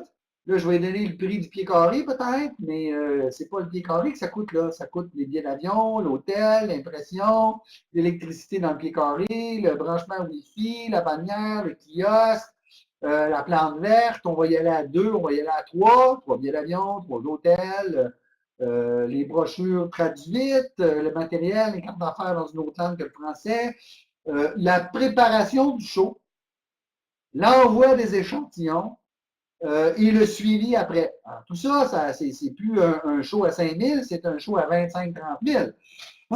C'est pas la même chose. Alors, est-ce que mon administration va vouloir appuyer ça? C'est important parce que si je l'ai mis dans mon plan et qu'ils ont approuvé le plan, c'est dedans. Si je n'ai pas fait de plan puis je dis on va faire une foire commerciale l'année prochaine, combien ça coûte? Ben, l'entrée du show, c'est 200$ par personne. C'est pas ça, là. Okay? Alors, évidemment, il faut que je comprenne que je dois faire une étude approfondie pour comprendre mon fonctionnement dans le marché, pour que je choisisse un agent, un distributeur, un grossiste, ou de faire ça moi-même, ou d'envoyer mon représentant sur place, là-bas, de voir qu'est-ce qui coûte combien, qu'est-ce qui est le plus avantageux. Parce que si j'envoie quelqu'un là-bas, il va me coûter, je ne sais pas, moi, salaire, dépenses, etc., 100 000$ par année, 100 000. 100 000, c'est beaucoup d'argent. Je préfère payer une commission sur du stock vendu que de donner 100 000$ à quelqu'un pour développer quelque chose. J'imagine. Ça dépend de vous, là, mais on n'a pas personne 100 000 à sortir de même. Évidemment, courir après les commandes avant d'avoir compris que je vais être sûr que je sois capable de manufacturer puis de livrer puis que j'ai la bonne fourniture puis que je puisse modifier mon produit pour me rendre là-bas. Alors, tout ça vient avec l'analyse que j'ai faite précédemment. Puis, faire un exercice d'exportation, mais comme ça va bien sur place, je le fais à moitié, je m'intéresse plus ou moins. Si je le fais, il faut que je le fasse. Il faut que je m'y mette dedans, puis que j'ai une vision à moyen et à long terme. Je m'en vais là-dedans pour développer, pour que j'ai du succès dans 5, 8, 10 ans, un vrai succès. Et non pas un truc mitigé, puis qu'après un an et demi, j'arrête en me disant je vais faire d'autres choses. Puis ça, on voit ça beaucoup dans la PME. Nous, on appelle ça, dans notre jargon, la girouette export. Je m'en vais là. Ah, je m'en vais là. Ah, j'essaye ça. J'ai lu un article aujourd'hui, je vais faire ça. Où il y a ceux qui achètent le billet de la loterie export. C'est un autre terme, ça aussi. Tu sais, je m'en vais là-bas, là, il y a une mission, je m'en vais sur place. Pas préparé, pas de plan, pas de régie, pas de structure. On veut éviter ça. OK? Évidemment, de comprendre le fonctionnement des distributeurs dans les marchés qui nous intéressent, de penser que la recette que j'ai faite en Ontario va s'appliquer à New York de la même manière. C'est pas vrai. Certainement pas de New York vers la Chine, encore moins. Il faut que je comprenne l'importance de mes cultures et de mes règles locales. Il faut que je comprenne aussi que l'anglais n'est pas la langue universelle des affaires. Puis il faut aussi que je m'enlève de l'idée que ce que je fais bien chez nous, ben, je vais être bien perçu partout sur la planète. C'est peut-être pas le cas. Alors, ce sont peut-être mes 10 erreurs un peu à comprendre. OK? Alors, on va passer ça. Voilà. Alors, là, il est 2h10. OK. Alors, aujourd'hui, moi, ce que je veux faire avec vous, parce que, dans mon humble avis, la participation à la mission qui nous amène à l'étranger. Souvent, cette mission se fait autour d'une foire commerciale. Je vais vous parler un peu comment on organise ça pour en tirer le maximum. Je pense que c'est un élément très important, puis c'est surtout là, on va le voir la semaine prochaine et la semaine suivante, surtout la semaine suivante, comment je vais extraire de ça, on va en faire la démonstration. Aujourd'hui, je vous en parle, mais dans 2 semaines, je vous fais la démonstration, comment je sors ma liste de clients avant d'aller à la foire. Parce que ce qui m'intéresse, moi, c'est la préparation de la foire pour aller là-bas, pour que ça soit le plus payant possible. On avait parlé l'autre jour avec vous, un des éléments dont on avait parlé. Vous m'avez dit, on est allé en Bretagne, je pense, dans Montréal. On est allé là-bas, on a vendu nos échantillons, etc. Ce que je vous avais posé, je vais poser quelques questions par rapport à ça, en prémisse à aujourd'hui. Vous savez, l'investissement qu'on doit faire pour aller en mission à l'étranger, bien évidemment, on va penser aux grosses dépenses, là, le billet d'avion, l'hôtel, puis le show, mais la préparation de ça nécessite un nombre d'heures incalculable pour bien le faire. Souvent, le site de la foire nous permet d'avoir la liste des exposants qui vont être là. Les exposants qui sont dans notre domaine vont se trouver dans cette liste. Nos clients potentiels vont se trouver dans cette liste. Et je pourrais sortir de cette liste un certain nombre de gens que je voudrais contacter avant la foire pour pouvoir m'adresser à eux et leur proposer mon produit ou mon service avant d'y aller. L'idée, c'est évidemment, c'est d'aller à la foire avec des rendez-vous déjà organisés. Ce que normalement, je ferais l'an 2, l'an 3, l'an 4, parce que je les ai vus la première année. Mais rien ne nous empêche de faire ça avant d'y aller, la première année. Comme ça, j'ai une série de rendez-vous avec des gens, puis si je fais bien mon travail 6 mois avant le show, ben, ils vont avoir eu le temps d'échantillonner mon produit, d'avoir vu la vidéo, d'avoir goûté, d'avoir fait tester dans le laboratoire, et même que je leur envoie avant la foire une proposition commerciale chiffrée que nous pourrons débattre quand on soit sur place. Ça veut dire à ce moment-là que je serai plus apte à revenir d'une mission commerciale qui tourne autour d'une foire avec des chèques dans les mains plutôt qu'avec une pile de cartes d'affaires que je vais arriver à mon patron en disant « Patron, j'ai vu tous ces gens-là, n'est-ce pas merveilleux? » Puis là, j'arrive de mon voyage, je mets ça sur le coin du bureau. Je mets ça sur le coin du bureau. Je me suis sur le coin du bureau, puis là, ben, bon, il faut que j'ai des rapports de vente, j'ai du papier accumulé, ben, j'ai pas été là pendant une semaine, ma belle-mère est malade, ma pile de cartes que j'avais mis sur le coin du bureau, ben, je la mets dans un tiroir, puis là, elle s'en va ailleurs. Tout l'élan que j'ai fait là-dedans se trouve dilué, parce que normalement, quand j'en viens de la foire, j'ai comme une semaine pour répondre de manière claire, vite, pour que les gens se souviennent de moi, puis que je puisse aller de l'avant. Alors, ce que je propose, nous, c'est qu'on le fasse un peu avant. Alors, la mission va être l'organisation de toute cette avenue-là, mais la foire comme telle se décline en 3 positions distinctes. Soit que j'y vais comme visiteur, et ce qu'on recommande toujours la première année quand on va dans une foire, c'est pas nécessairement d'aller comme exposant, à moins que le gouvernement ait un kiosque immense dans lequel vous pouvez avoir une portion de table, puis vous pouvez aller là-bas. Évidemment, dans ce cas-là, nos coûts sont dilués, et ça devient peut-être avantageux de ce moment-là de se joindre au groupe canadien ou québécois qui est sur place. Mais idéalement, la première année, on y va comme visiteur. On veut valider notre recherche de marché qu'on a faite. On veut recueillir de l'information concurrentielle. On veut recruter probablement des partenaires. On veut valider aussi que je suis en agroalimentaire. Je vais mettre dans mon sac un tas d'échantillons, puis je vais me promener, puis je vais le faire goûter aux gens pour voir leur réaction par rapport à ça, mon étiquette, l'emballage. Il va y avoir un kiosque du ministère de, je sais pas, de la Santé ou des produits agricoles. On va leur demander leur avis par rapport à ça. Je vais vous promener les chaînes de supermarchés, puis je vais aller gagner un pouls réel du marché. C'est la différence entre les informations de seconde main et de première main. Je suis là avec eux. Fait que je vais être capable de valider beaucoup. Évidemment, PME, on voudrait tout faire la première année, vite, vite, vite, rapidement, faire des sous.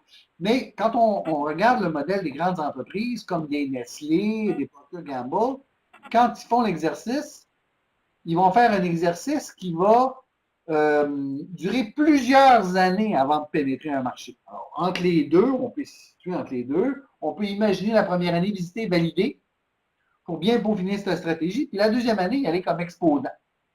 Là, on est là pour vendre, véritablement. Et à ce moment où un élément que vous oubliez souvent, et je pense que c'est un élément très riche, c'est que souvent dans ces activités-là, il y a une série de conférences qui sont mises à l'avant. Pourquoi vous ne seriez pas conférencier? Qu'est-ce qui vous empêche d'être conférencier?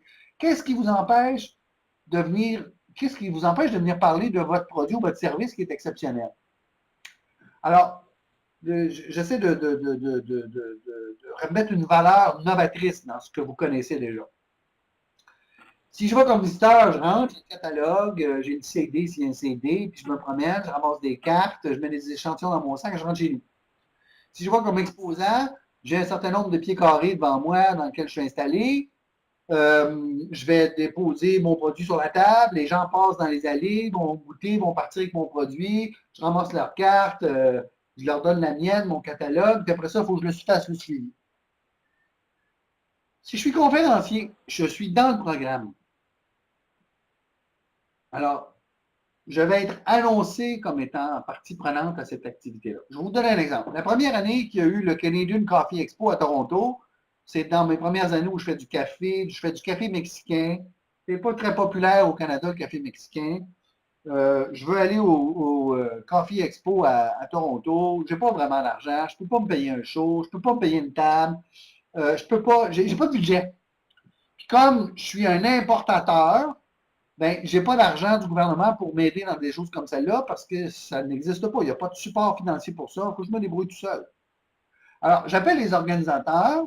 C'est la première année qu'ils font ça. Et je leur dis, est-ce que je pourrais être conférencier et venir parler des cafés mexicains?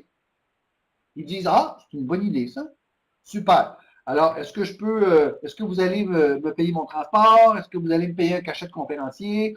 Est-ce que vous allez payer mon hôtel? Est-ce que vous allez payer mon entrée? Qu'est-ce que je peux avoir?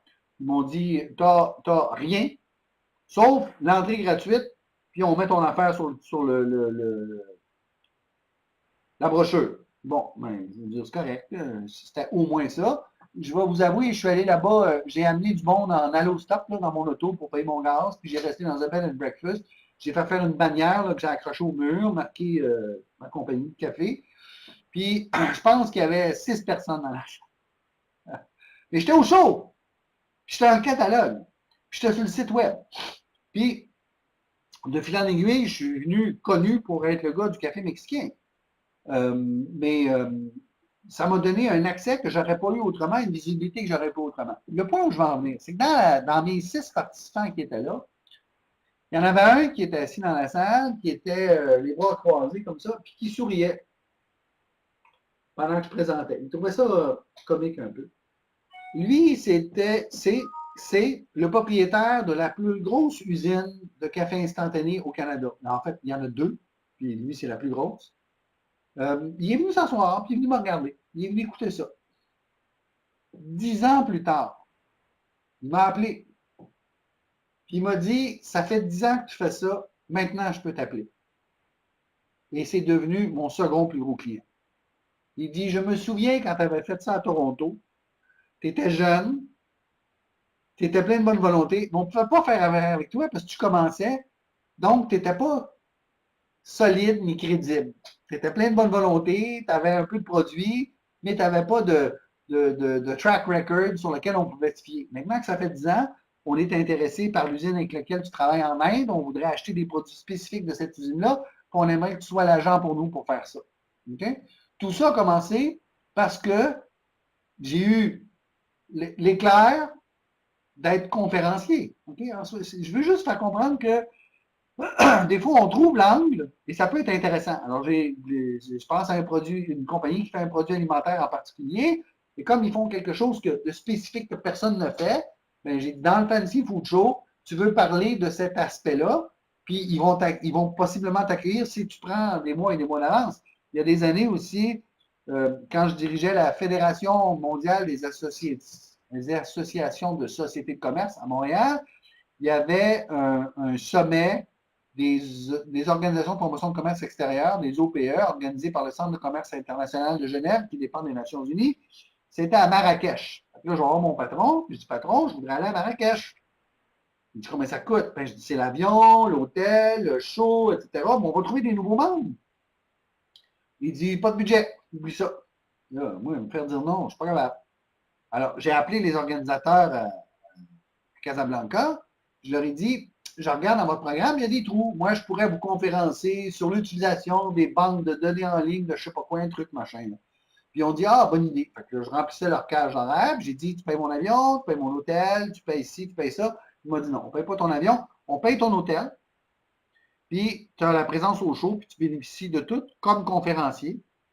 Puis libre à toi de faire ce que tu veux pendant cette période-là. Hey, super. Fait que là, je retourne voir mon patron, puis je dis, patron, j'ai dit, je peux être conférencier là-bas, ils me payent mon hôtel, ils me nourrissent, ils payent mon entrée au show, mais il faut que je paye mon billet d'avion. Alors, c'est un Royal Air Maroc, ça, c'est l'autobus jaune des airs, ça, Royal Air Maroc.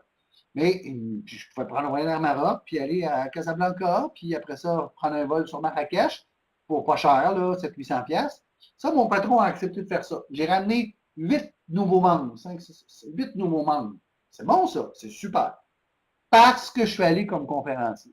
Okay? Alors, je veux vous faire voir un peu cette façon différente de voir les choses. Alors,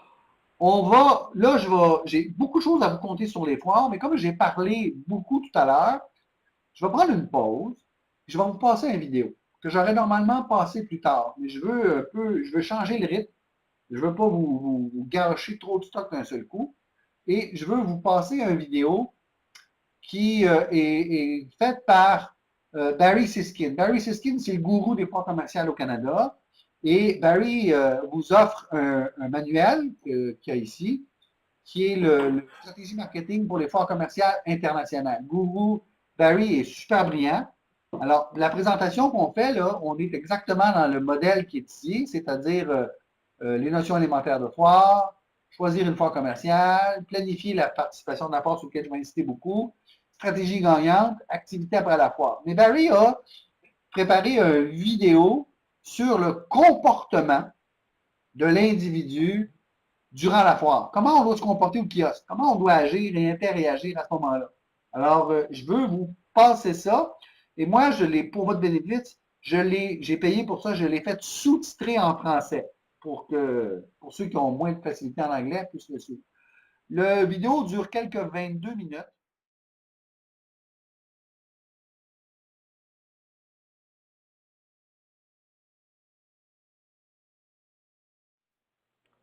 C'est bon? Bon. C'est bon. Alors, pourquoi on fait un show? Ben, Christy, c'est pour faire des ventes, évidemment, pour obtenir des leads, pour contacter des clients, pour travailler son image. On comprendra que Ford n'a pas besoin d'être dans les shows de voitures, mais ils vont là pour l'image, pour amener le nouveau modèle aussi, le nouveau produit, puis démontrer leur force, leur capacité à être toujours présents sur les marchés, sans l'ombre d'un doute. Mais c'est aussi une opportunité pour mener une recherche de marché, recruter des agents, des représentants, surtout pour nous, dans ce qu'on veut faire, c'est de mener ou de valider une veille concurrentielle, une veille stratégique, puis améliorer nos connaissances, nos compétences sur le marché. Évidemment, j'ai aussi rajouté rencontrer les médias. Tantôt, je vous ai parlé de l'importance d'être conférencier dans une action comme celle-là. J'espère que vous avez compris l'importance que ça peut représenter si on est capable de faire ce genre de travail-là. Mais quand je dis dans les médias, si je m'en vais faire un show à Québec, à Toronto, à New York, puis que j'arrive avec quelque chose de nouveau, de différent que je veux mettre de l'avant, puis on va le voir quand on va faire l'exercice les technologies d'information et leur application au commerce international, je vais peut-être avoir un angle qui peut intéresser la presse. Vous savez, tantôt, je vous ai montré l'article dans le journal Les Affaires qui est publié aujourd'hui. Il va y avoir un article aussi la semaine prochaine dans la presse Affaires sur ce qu'on est en train de faire ensemble. C'est parce que j'ai avisé les médias. Alors, si moi, j'amène on s'en va au Salon des mines dans l'Ouest canadien, au PDAC, et que je suis le représentant pour une entreprise qui a développé une nouvelle technologie dans la ventilation des tunnels sous terre dans les mines, ben, j'aimerais ça faire connaître ce que je fais là et j'aviserai les journalistes avant, les journalistes compétents dans ce domaine-là, là-dedans, j'imagine dans le cahier des affaires, il faut que je fasse un peu de recherche pour que je les trouve, puis je leur dirai, je serai à Edmonton pour le PDAC au mois de juin, puis nous, on a fait une technologie qui n'a pas de comparable sur la planète, c'est nouveau, c'est extraordinaire, c'est fantastique, on va la présenter là, on va être conférencier à la foire, puis on prépare un cahier d'informations pour les journalistes. On leur envoie ça. Dans le tas de journalistes auxquels on envoie, ça en prend un ou deux qui est intéressé, qui va relever ça puis dire ah, merci, tu me donnes de la matière à un article. Puis évidemment, on insiste pour qu'ils publient ça la semaine du show, bien sûr. Comme ça, le matin, quand les gens sont à l'hôtel, puis qu'ils prennent leur journal, le show, c'est mercredi, jeudi, vendredi. Ben, idéalement, le jeudi matin, quand tu prends ton Edmonton Herald, ben, tu l'ouvres dans le cahier des affaires, tu es là. L'expérience québécoise qui arrive avec quelque chose de novateur, puis on parle de toi en même temps que le show, en même temps que tes conférenciers. Qu'est-ce que ça coûte, ça? Ça coûte zéro. Ça coûte un effort pour le faire, mais ça coûte zéro. Qu'est-ce que ça rapporte? Ça rapporte des gens qui viennent te voir à ton kiosque. C'est ça que ça rapporte. Ça rapporte des gens qui ne te connaissaient pas, puis que tu n'avais pas trouvé nécessairement, puis qui ont vu ça dans le journal le jour du show, puis qui vont aller à ton kiosque 324 pour parler avec toi parce que tu as mis ça. C'est un exercice simple. J'essaie de vous donner des trucs pour vous démarquer des autres. Puis, alors, lorsqu'on va dans un marché extérieur où on n'est jamais allé, ben, on est loin en avant, loin de l'avant du peloton. On est au bout, en arrière, personne ne nous voit. On veut être vu. Alors, quand on a une délégation canadienne ou une délégation québécoise, parfois, il arrive que les organisateurs vont solliciter les journalistes pour leur dire ah, la délégation canadienne ou la délégation québécoise dans tel secteur vont être là, puis c'est extraordinaire parce qu'au Québec, au Canada, on fait telle chose. Puis ça se peut qu'il y ait une couverture, mais c'est une couverture qui va être sur l'ensemble, pas sur vous. Alors, si vous faites un effort supplémentaire pour essayer de les convaincre, peut-être que ça ne marche pas à tous les coups, mais si on ne l'essaye pas, ça ne marchera jamais. Si on l'essaye, puis que les journalistes sont toujours à l'affût de matériel de nouvelles, fait qu'il faut tourner ça, pas en une pub pour l'entreprise, mais une nouvelle sur quelque chose d'exceptionnel qu'on amène dans le marché. Je reviens là-dessus parce que depuis aujourd'hui, je vous parle de différencier mon produit ou mon service des autres. Il faut que je trouve un angle. Puis mon angle, il faut que ce soit autre chose que le prix ou la couleur de l'étiquette qui fait que mon produit ou mon service se distingue. Je vous ai parlé de mon café biologique et équitable avant que le mot équitable soit utilisé. Ben, on s'est servi de ça pour aller le mettre dans des endroits très spécialisés. Puis plus le produit équitable et bio est devenu à la mode, plus on était sur le dessus de la pile. Mais au départ, quand on a fait ça, il y avait les cafés, puis il y avait les cafés qu'on appelle les cafés fins. Nous, on était un café fin biologique et équitable. C'est comme un mouton cadet ou un 4 litres de rouge en carton, puis un Pouligny Montrachet. C'est pas tout le monde qui a le palais pour ça. Puis si je vends un Pouligny Montrachet, ben, je m'adresse à une clientèle de fins connaisseurs qui accepte de payer plus cher pour ce goût spécial et spécifique. Fait que je vais parler de l'alignement du soleil, de l'eau sur le coteau, puis la qualité de la terre qui vont donner cette espèce de goût de noisette et de feuilles de chêne à mon... Vous comprenez ce que je veux dire? L'angle comme ça. Alors, ça fait partie des éléments que je veux mettre à l'avant pour me distinguer des autres. Alors, on sait que la foire est un carrefour entre producteurs et consommateurs, que c'est surtout une activité promotionnelle qui englobe tout ça. La recherche de marché, la validation, la veille, les relations avec les partenaires, la promotion, la diffusion par la presse, la possibilité de conférencer, tous ces éléments-là. Alors, j'ai beaucoup de clients pendant une courte période de temps et je dois donc me profiter au maximum de ces 2 ou 3 jours-là. C'est pour ça que c'est normalement si épuisant puis que ce n'est pas une place à party. Si mon show est mercredi, jeudi, vendredi, ben normalement, je resterai le samedi en plus. Beaucoup de gens s'en vont, mais si je réussis à poursuivre des discussions le samedi devrait être une journée de travail. Puis là, le samedi soir, si je vais aller m'éclater, puis je vais aller faire de la discothèque, puis je vais danser jusqu'à 5 heures du matin, pas de problème, je reprendrai l'avion dimanche après-midi avec le bloc, le mal de tête, c'est pas grave, mais j'aurais fait un 3 jours fort, puis je reviens à mon patron avec des chèques dans les mains. Ah, ça, c'est le fun. Là. Si ma foire est au mois de novembre, puis je ramène les chèques à mon boss, je ne suis pas gêné le 2 décembre, puis dire Noël s'en vient, je peux avoir un bonus, il devrait être réceptif. J'essaie de faire comprendre que ça devrait mener à ça. Alors, on a toutes sortes de foires. On a des foires générales.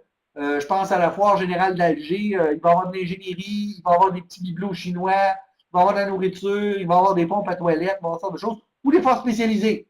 Le CIAL, cette semaine. Cette semaine? Oui, c'est ça. Le CIAL, aujourd'hui, hier, aujourd'hui et demain, le Salon international de l'alimentation à Montréal. Ça, c'est une foire spécialisée, c'est une foire verticale. C'est une foire de l'agroalimentaire pour spécialistes. Le public ne peut pas rentrer là. Dans la foire générale, en agroalimentaire, c'est une fois le public, nous on appelle ça dans le jargon, une foire de mouettes. Les gens viennent, prennent une bouchée, prennent une bouchée, prennent une bouchée, ils s'en vont, des mouettes. C'est pas nécessairement là qu'on vend le plus. Fait que si je suis un producteur de fromage, puis que je m'en vais dans une foire générale, je vais donner bien du fromage, mais je vais peut-être pas en vendre bien plus au métro local. Si je suis dans une foire spécialisée, ce ne sont que des professionnels qui ont le droit de rentrer là.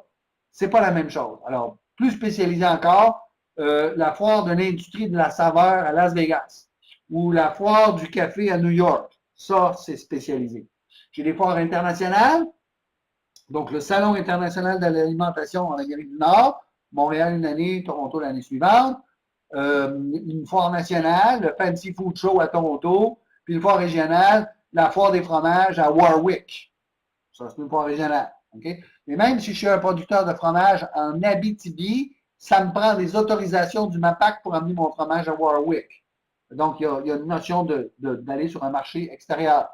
Alors, mes objectifs visés, bien sûr, vendre, étudier le marché, lancer un nouveau produit, promouvoir mes produits actuels, me servir de ça comme plateforme pour rentrer dans un nouveau marché, recherche d'argent, distributeur de courtier, faire connaître ma société, augmenter ma part de marché, soutenir mon agent ou mon distributeur sur place. C'est-à-dire quand je reviens chaque année, ben, la première année, je me cherche un distributeur, la deuxième, je l'ai, ben, il est dans mon kiosque, puis je vais l'appuyer. Donc, j'arrive 2 jours avant, je passe du temps avec, je reste 2 jours après, puis je passe du temps avec.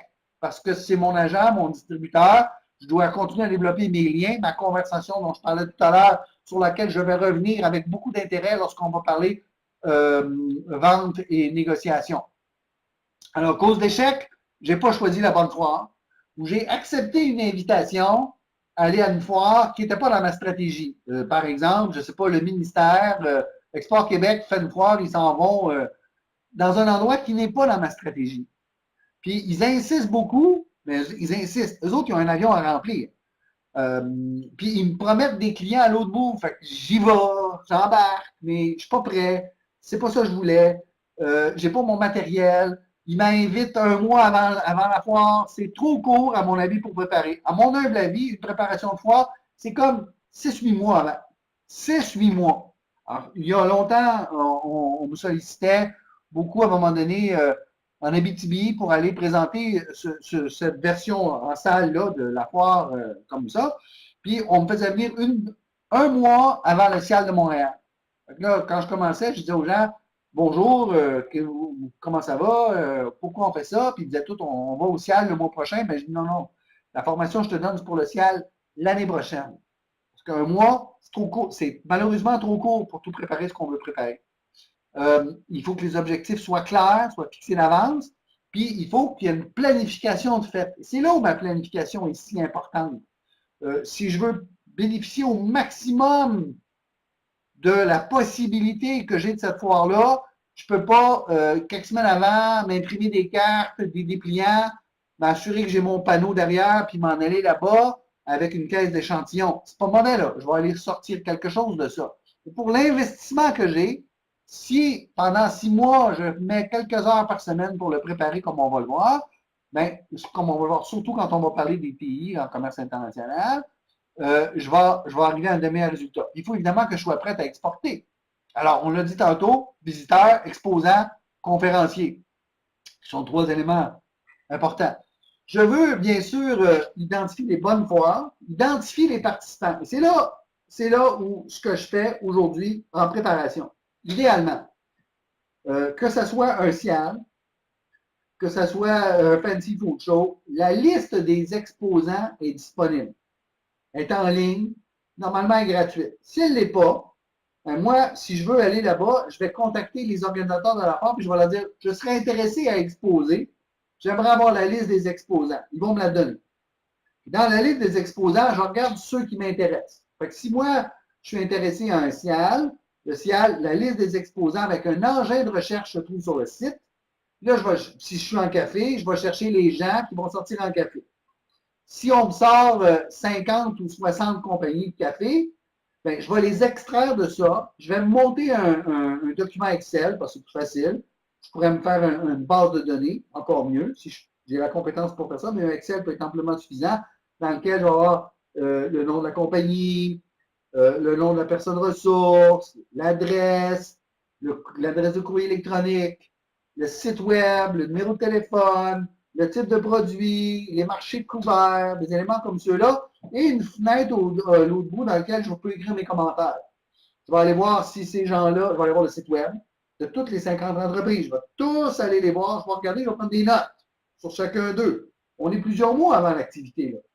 Je vais regarder s'ils sont sur LinkedIn ou s'ils ont des pages professionnelles sur Facebook. Je vais regarder s'ils ont des pages d'entreprise LinkedIn. Si la personne mentionnée ou les personnes mentionnées se retrouvent sur LinkedIn, puis je vais leur demander d'être mon ami. On va commencer à faire ça. Ça, c'est ma stratégie. Je vais y revenir quand on va parler de pays en commerce international. Je vais commencer à créer un lien. De cette liste-là, je vais me préparer un canevas de conversation avec eux. Je vais vouloir les appeler. Les 50. Dans ma liste, je vais appeler le premier, bonjour, carte mobile de chaîne, café, machin, Montréal, café mexicain, etc., café instantané. Est-ce que ça vous intéresse? Oui, non. S'il me dit oui, je poursuis dans ma ligne oui. S'il me dit non, je dis qu'est-ce qui vous intéresse? Parce que vous êtes enregistré comme café. Ah, on ne fait pas de café. Ah, on fait juste de la saveur de café. Ah oui, ben nous autres, c'est notre spécialité, la saveur. C'est une chance, j'ai posé la question. Parce qu'ils pensaient peut-être que je faisais du café en grains verts ou un café en grains rôtis ou du café moulu ou du café en briques ou du café en pot. Tu sais, il y a du café voyons, décaféiné. Il y a toutes sortes de possibilités. Alors, on discute. Alors là, je peux peut-être le ramener vers le oui. Donc, vous allez être là. Nous autres, on fait est-ce que ça peut être d'intérêt pour vous? J'écoute les réponses, stratégie de vente et de négociation. Et là, je dis, écoutez, je vais vous envoyer de l'information sur nous parce qu'on va être au salon au CIAL à la date prévue. J'envoie ça. Là, je prends une note, j'y ai parlé, il est intéressé, j'ai envoyé une communication.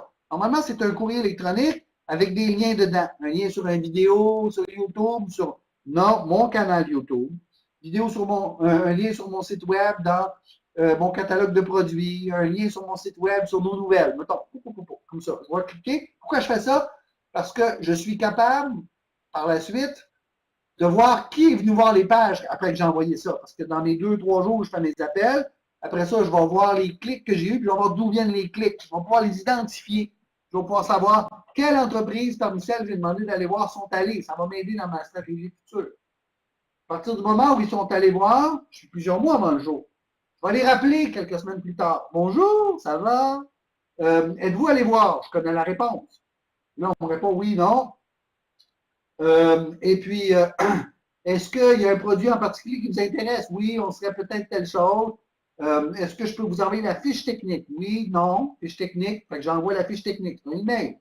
Je rappelle une semaine après. Avez-vous reçu la fiche technique? Je le sais, il l'a ouvert. J'ai mis un avertisseur. Il l'a ouvert, il l'a regardé. Est-ce que vous l'avez montré au laboratoire? Voulez-vous un échantillon? Oui, non. Il veut un échantillon. J'envoie l'échantillon, puis Rollator, FedEx, Post Canada, ils doivent signer pour, je le sais. Il l'a reçu, j'appelle après qu'il l'a reçu, une semaine après. As-tu reçu l'échantillon? L'as-tu fait analyser? Oui, je l'ai fait. Oui, je l'ai reçu. Non, je ne l'ai pas analysé, etc. Vous comprenez pourquoi ça prend 6 mois? Il a reçu mon échantillon, il a reçu ma feuille technique, il a reçu mon échantillon, il l'a analysé. Il aime mon produit, ça pourrait fitter dans son affaire. Écoute, on va être au show dans un mois. Est-ce qu'on peut prendre rendez-vous le mercredi matin à 10h? C'est bon? À 11h, à 1h, à 3h? Hop, je book mes rendez-vous d'avance.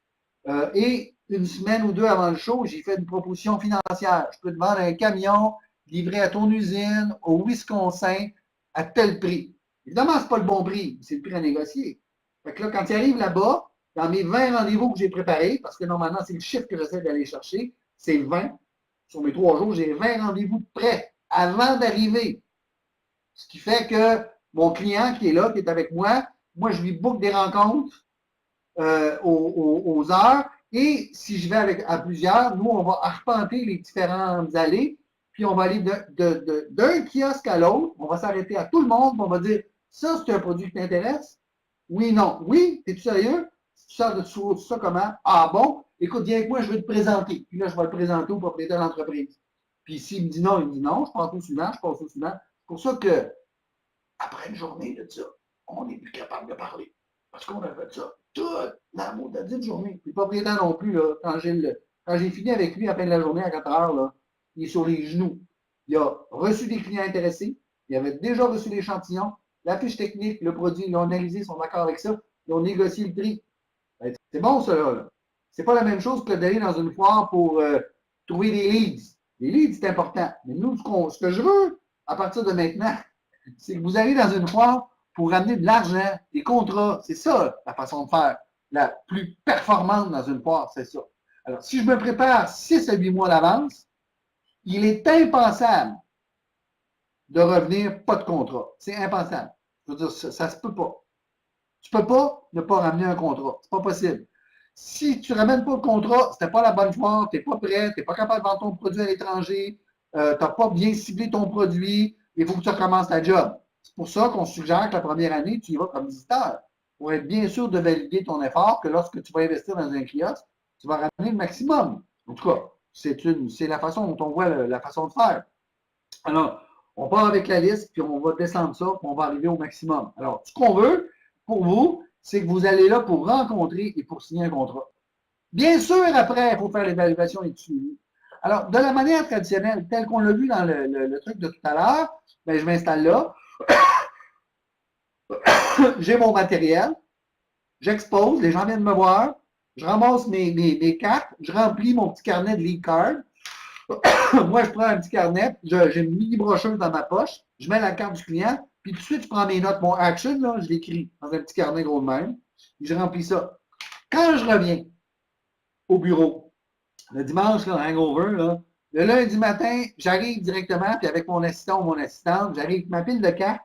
Mon texte est déjà composé en anglais, en français, en espagnol, en serbo-croate, qu'importe, avec des liens sur mon site web pour mes nouveaux contacts qui ressemblent étrangement au email que j'avais envoyé il y a 6 mois au premier contact de ma liste pour leur dire, nous sommes, on fait, on aimerait ça. Je reprends exactement le même processus avec mes leads que j'ai développés. Mais je leur envoie ça. J'arrive au bureau le lundi après-midi, après le show. Tous mes nouveaux leads ont reçu un email de ma part, de mon bureau, disant c'était tellement une grande joie de vous rencontrer lors du salon machin chose à Las Vegas. J'ai passé un bon moment avec vous, je ne me souviens même pas c'était qui. Et puis, tel que convenu, parce que j'ai pris des notes, voici notre liste de prix, voici tata, je vous ai envoyé un échantillon par FedEx, il va arriver dans 3 jours, voici le waybill. Je fais tout ça dans les 2-3 premiers jours, tout de suite en avant, tout de suite, tout de suite, tout de suite, tout de suite.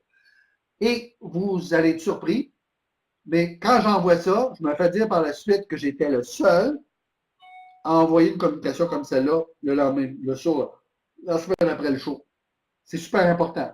Après ça que j'ai envoyé le email, la semaine d'après, je recommence les téléphones. Hello, how are you? It was nice seeing you. Oh, j'ai reçu votre email, c'était super fin. Je suis allé voir le site, j'avais pas vu le vidéo. Wow, comme c'est le fun. Et là, là, j'ai amorcé une conversation, vente négoce, avec un nouveau client ou un nouveau prospect potentiel. Parce que j'ai fait un suivi adéquat. Ça, c'est un élément hyper important. Alors, on a vu, je vais aller vite, on a choisi ça, on a évalué ça. Je vois. On a peut-être un peu d'aide gouvernementale pour nous aider. Super. Donc, la planification, comme je l'ai dit, faire un échéancier des activités, la préparation de la foire, réservation de l'emplacement. Je me souviens, un client récemment, on lui fait un échéancier. On lui dit, le show est au mois d'octobre. Il faut que tu réserves en juillet. Si tu réserves en septembre, là, tu vas avoir l'espace dans le fond, en arrière à gauche, où personne ne veut aller. Parce que dans un show, là, quand les gens rentrent, ils rentrent puis ils vont à droite, comme ça. OK? Là, ils font les allées de même, puis ils terminent par le fond à gauche. D'habitude, c'est juste à côté des toilettes. Puis quand tu réserves 2 semaines avant le show, c'est là que tu te ramasses. Près des toilettes, l'endroit où le monde est fatigué. Évidemment, tu veux être ici, dans cette région-là. Ça, c'est les premières places qui partent. Il y a ceux qui réservent d'année en année, qui ont toujours leur stand de préférence dans l'allée, juste devant la porte, ou cette allée-là. Et dans cette région-là, c'est là qui est l'idéal, toujours. Mais, alors, je dis à mon client, il faut que tu réserves en juillet. Oui, oui, pas de problème. Vous imaginez, il a réservé 10 jours avant le show. Il était dans le fond là-bas. On lui a suggéré un kiosque professionnel. Il a opté pour la banderole dans le fond avec une plante en plastique achetée, une table, 2 chaises. Pensez-vous que ça a été un succès? Pas vraiment. Okay? Mais c'est pour ça que la réservation, l'emplacement est important. Le choix du stand, le choix des produits, la documentation. S'assurer aussi, surtout si j'ai de l'agroalimentaire, du chimique, de la machinerie, que ça puisse passer les douanes. Je suis pas sûr d'avance. Je vous dis ça comme ça, mais combien de fois les échantillons partent sont retenus à la douane, puis les gens ont un kiosque avec une brochure avec des photos en couleur, il n'y a rien à goûter parce que ça a été retenu aux douanes, parce qu'ils n'ont pas prévu ça. Puis même s'ils l'ont envoyé avec FedEx, ça n'a pas passé. Alors, transport, assurance douane, l'hébergement, bien sûr, on veut être le plus proche possible. On ne veut pas aller au show où toute la ville est prise, puis je me ramasse à 20 km à l'extérieur de la ville. Il faut que je prépare ça à l'avance. Il faut que je fasse une analyse de coût. Il faut que je monte ça à mon patron, savoir combien coûte l'emplacement, le kiosque, l'électricité, parce que quand ils vous disent ça coûte tant, c'est plus l'électricité. Si j'ai la plomberie, si j'ai du réfrigérateur, si j'ai du Wi-Fi, tout ça coûte en plus. Souvent, on a choisi souvent dans des shows comme ça, on va acheter du meuble de seconde main sur place. On va mettre ça là, on va le laisser là. Ça va coûter moins cher que de louer d'équipement sur place. Ça va être plus original aussi que tout le monde qui a la même table. La décoration. Transport, pas de personnel. S'assurer que les documents soient dans la bonne langue. S'assurer que les identifications des employés soient dans la bonne langue. Peut-être qu'on va faire des polos avec une belle identification professionnelle qu'on nous voit. Carte d'affaires, si je m'en vais au Mexique, aux États-Unis, en espagnol ou en anglais. Documentation appropriée. Le prix dans la devise. Si je m'en vais aux États-Unis, je ne peux pas leur faire une proposition en ex-usine 7 en dollars canadiens. Je dois le faire FOB, l'endroit de la foire commerciale. FOB, dans le terme, les incoterms utilisés par les Américains sont surtout les incoterms inventés pour eux autres, mais un incoterm. Donc, livré chez eux, DDU, non, DDP, Delivered Duty Paid, à leur entrepôt dans leur ville. Ça veut dire qu'il faut que je me regarde qui est là, puis dans mes 20 que j'ai choisis, un est au Delaware, un est au Wisconsin. Il faut que je fasse mes prix à chacun de ces endroits-là. Il n'y a pas de grande différence. Là, je peux faire un prix général pour la négociation. Il faut que j'arrive avec un US Delivered, avec un 10% net 10 jours, des affaires de même, qui va leur plaire. Évidemment, préparer, quand je vous parlais de médias tantôt, préparer ça d'avance. On parlera de promotion web quand on va parler de TIA, commerce international. Avoir mes supports vidéo en anglais, en espagnol, audio, PowerPoint, dans les langues. Puis évidemment, si je fais une conférence, il faut qu'elle soit dans la langue sur place. Je dois choisir. Et tout ce que je vous donne là, aujourd'hui, que je vais peut-être manquer un peu de temps de terminer, se trouve dans le document que je vous ai mis ici, là, le document de Barry Siskin. Tout ce dont je vous parle est tiré de ça. Donc, vous avez le texte à lire là-dedans que je vous ai laissé, que vous pouvez télécharger par la suite et que Frédéric vous rendra accessible un peu plus tard. Alors, décision. Oh, il est important de penser aussi, je vous ai dit l'endroit du site, bien sûr. Je viens de sa présence, votre message. On ne fera pas d'exercice pour le budget aujourd'hui, c'est sûr. Alors, moi, j'arrive pas mal à la fin de mon affaire aujourd'hui. Alors, normalement, quand la foire est finie, ben, ce que je vous expliquais tantôt, c'est l'importance d'un courrier immédiatement, tout de suite. Alors, si le show se termine le vendredi, je ne fais pas de courrier le samedi. idéalement, les courriers de suivi devraient se faire le mardi, mercredi, pas le lundi, parce que tout le monde revient, tout le monde est enterré dans ses affaires. Leur laisser un jour ou deux, alors idéalement peut-être le mercredi, pour envoyer le premier courriel pour dire Ah, it was so nice meeting you in the yard, etc. Ensuite, après le courrier qu'on envoie, on va faire un suivi téléphonique une semaine ou 10 jours après, puis on va planifier nos visites dans tout ça. Évidemment, le remerciement pour la participation à ça. Okay? Et à l'interne, ben, on devrait être capable d'analyser notre performance. Pas parce qu'on est allé qu'on a eu du fun, qu'on a performé. Alors, on devrait être capable, recommandation, oui. Alors, on devrait, si on est allé à 2-3, on devrait être capable de s'auto-évaluer ensemble avec le patron, montrer les bons coups qu'on a faits et les endroits où on a à corriger. Alors, on l'a mentionné, on l'a vu dans la vidéo tout à l'heure, tu sais, la jasette entre deux noms. Puis si je prenais 45 minutes par prospect, c'est trop long.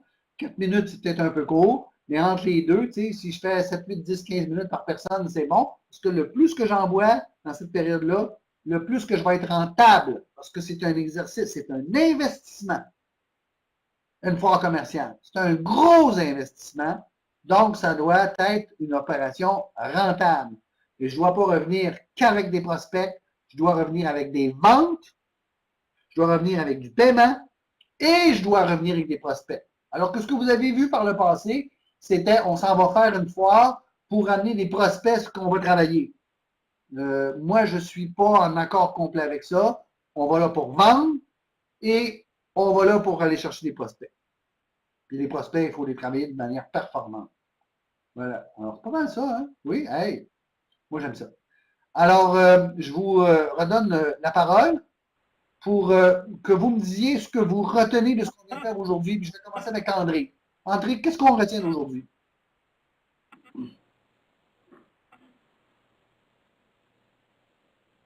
André? Bon, on peut demander à Bobby. Bobby, qu'est-ce qu'on retient aujourd'hui? La préparation, donc se préparer à rencontrer les clients, connaître nos points forts pour notre produit, aller chercher l'intérêt du et des clients pour être capable de susciter l'intérêt puis d'assurer un contact permanent avec eux autres aussi, du départ jusqu'à la transaction. Là, je pense que ça résume bien. Là. Excellent. Martin, qu'est-ce qu'on retient d'aujourd'hui? Ben, en fait, c'est surtout la préparation, surtout avant d'aller dans un salon comme ça, les préparatifs, déjà là, cibler les personnes qu'on devrait déjà là faire préparer surtout les produits éventuellement, mais les contacts aussi, que ce soit déjà fait. Là. Par la suite, ben, faire un suivi sur nos dossiers rapidement, puis conclure des ventes, des transactions, c'est tout ça, c'est ça qui génère le cash flow. Là. Denis, qu'est-ce qu'on retient d'aujourd'hui? De mon côté, je te dirais que j'étais en terrain connu à ce qui a trait au port commercial et tout ça, pour avoir été des deux côtés là, de la barrière. Effectivement, c'est vraiment d'avoir déterminé les objectifs premiers du pourquoi qu'on va là. Pour dire un peu comme les autres, la préparation est très importante, mais je dirais aussi que l'importance des suivis, pour vraiment démarquer du lot, parce que plus souvent qu'autrement, je trouvais que ça tombait entre les cracks des deux chaises. Là, tu sais que, il y a beaucoup de gens qui avaient des opportunités, mais que malheureusement, ça s'essoufflait et qui ne donnaient pas suite à. C'est un peu ça. Là. C'est bon, la gang de Bécomo? M'entendez-vous? Oui, Julie, on t'écoute. Oui. Parfait, c'est pas sûr.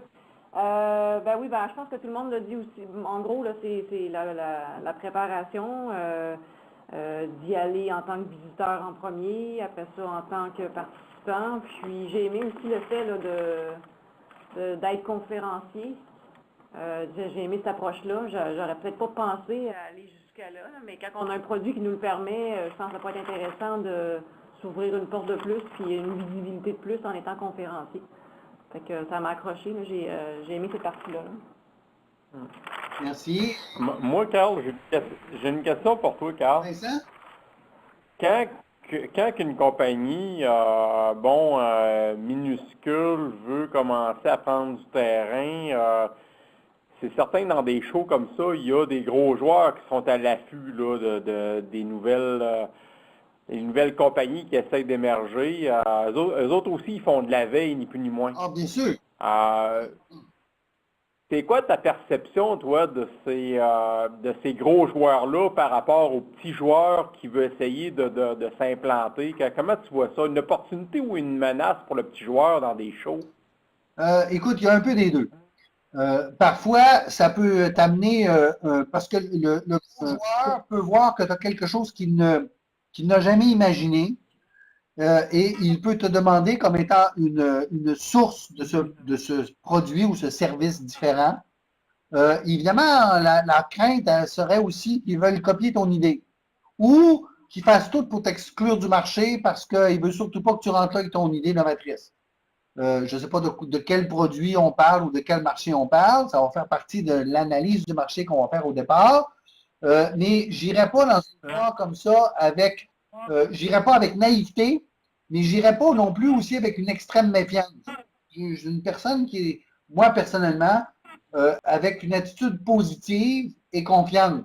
Je te dis pas que j'ai déjà vu, moi, par le passé, vouloir développer quelque chose et me faire carrément tasser par une multinationale qui m'a dit, regarde, dégage, là, c'est mon terrain, puis viens pas ici. C'est déjà arrivé aussi. Mais une fois. Alors, chaque cas peut être un peu différent. Je ne sais pas si je réponds bien à ce que tu me poses comme question. Je pense qu'en général, là, ce que je comprends, c'est que oui, il y a des opportunités, mais il faut être à l'affût des menaces aussi. Il faut garder les yeux ouverts. Puis comme je vous l'ai déjà expliqué quelque part, sur les marchés extérieurs, nous, les Canadiens, on est réputés pour être faciles à tondre, hein? Un peu naïfs. Fait que gardons ça à l'esprit, sans virer dans l'extrême paranoïa qui va faire qu'on ne peut rien faire. Il faut être à l'affût. Tu sais, En tout cas, moi, quand on m'aime trop vite, là, ça me dérange. Ensuite, OK. Merci, Carl. Éric?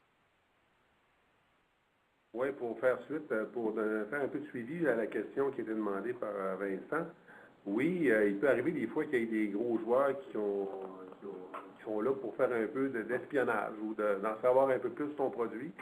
Puis ça, comme Carl vient de le dire, il ne faut pas être naïf. Avec le temps, il faut connaître le marché dans lequel on évolue. Il arrive tout le temps avec une cocarde. Il faut t'analyser la cocarde. Si tu vois que c'est moindrement pas un client, il faut que tu sois capable de déterminer si c'est-tu un client ou si c'est-tu un fournisseur. Puis, dépendamment du visiteur, mais ton niveau de réponse va être adapté en fonction de. Tu ne donneras pas trop d'informations privilégiées à un fournisseur. Tu vas peut-être en donner un peu plus à un client. Alors, je vous rappelle que le sujet du jour aujourd'hui, là, c'était stratégie de mise en marché qu'on fait cette semaine et la semaine prochaine. Donc, la foire commerciale, la mission qui se déroule avec une foire commerciale intégrée, c'est une étape de mise en marché. Ça fait partie de notre stratégie pour nous rendre là. C'est là où on veut aller. Et à mon sens, puis je pense que Éric voit ça aussi d'une manière un peu similaire, c'est une étape décisive. Quand on est rendu là, c'est qu'on a choisi un marché, on veut vraiment comprendre, d'où la visite la première fois, pour valider ce qu'on pense de ce marché-là, avant d'aller exposer l'année suivante et de mettre en place la stratégie. Quand on peut se permettre le luxe de pouvoir développer ça sur 2 années, ça n'empêche pas de vouloir essayer d'aller chercher des ventes, d'aller comme visiteur, loin de là. Mais il faut comprendre que c'est une affaire qui se déroule sur un certain nombre d'étapes.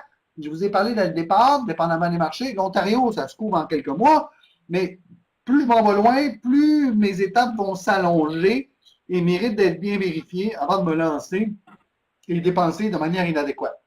Je vous ai suggéré depuis 2 semaines de travailler sur un plan d'affaires internationales. Je vous l'ai suggéré comme étant quelque chose d'utile. Certains d'entre vous ont émis un intérêt. Tout à l'heure, en début de conversation, vous avez émis que vous aviez des questions à poser. Je vous ai suggéré, comme on en avait convenu d'ailleurs, Éric et moi, dès le départ, vous pouvez me joindre durant la semaine. Les meilleurs moments restent les mardis et mercredis où je suis d'habitude au bureau. Et idéalement, vous pouvez me joindre par Skype.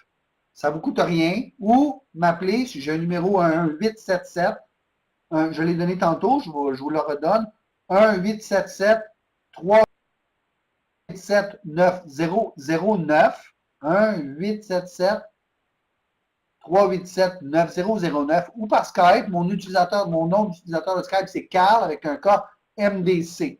Alors, dans le but de pouvoir remplir ce plan d'affaires international, c'est dans ce but-là, rien d'autre, vous pouvez communiquer avec moi. Vous avez de la misère dans votre recherche de marché, il vous manque d'informations, je peux vous répondre à ça. Mais Eric est là aussi et Eric sert à répondre à toutes ces questions-là sur place de la même manière. Alors soit lui, soit moi, soit les deux, on peut vous indiquer les éléments qui peuvent rentrer dans ce plan-là. Et à chacun des cours, quand on commence, vous avez une question à répondre courte. On peut en faire bénéficier le groupe si vous voulez. C'est bon? C'est bon. Carl, si je peux me permettre de rajouter un autre élément sur les foires commerciales, là aussi, là, un conseil que je donne. Tu parlais des associations sectorielles là, tantôt. Puis il y a aussi les magazines spécialisés dans le secteur aussi. Quand je visite une foire, moi là, la première place que je vais visiter, c'est le magazine spécialisé, là, ou les magazines spécialisés, puis l'association, le kiosque de l'association. C'est une bonne place pour aller chercher de l'information privilégiée, à savoir le champion de l'association, le président. Ils ont beaucoup d'informations, puis ils vont pouvoir répondre même en fonction du type de produit que vous avez. Alors, vous vous présentez, vous donnez des détails sur votre produit. Ils peuvent vous aiguiller vers des bonnes personnes, des contacts clés dans ces associations-là. Ouais. C'est très efficace comme démarche. En effet, et moi, ça reste dans mes outils favoris, l'association sectorielle et ses publications et la foire commerciale. D'ailleurs, Éric, tu fais très bien de le mentionner, on va se servir de ça beaucoup plus en détail lorsqu'on va faire un exercice tous ensemble sur lorsqu'on va faire les technologies de l'information dans l'application commerce international, parce qu'on va apprendre à se servir de ça pour aller chercher nos clients. Alors, si vous n'avez pas d'autres questions, ben moi, je suis comme une horloge suisse, il est 4h01, on arrive à la fin. Je suis prêt à vous laisser aller et à vous reprendre la semaine prochaine pour qu'on parle à fond des agents, des distributeurs, où on les trouve, on travaille avec ça, les grossistes, les courtiers et les maisons de commerce qui vont être notre exemple de ce qu'on veut suivre au sein de vos entreprises. C'est bon pour vous? Pouce? Yes. Bobby? C'est bon? Super. Okay. Merci. Bonne semaine. La semaine prochaine. Bonne fin de semaine. Au revoir.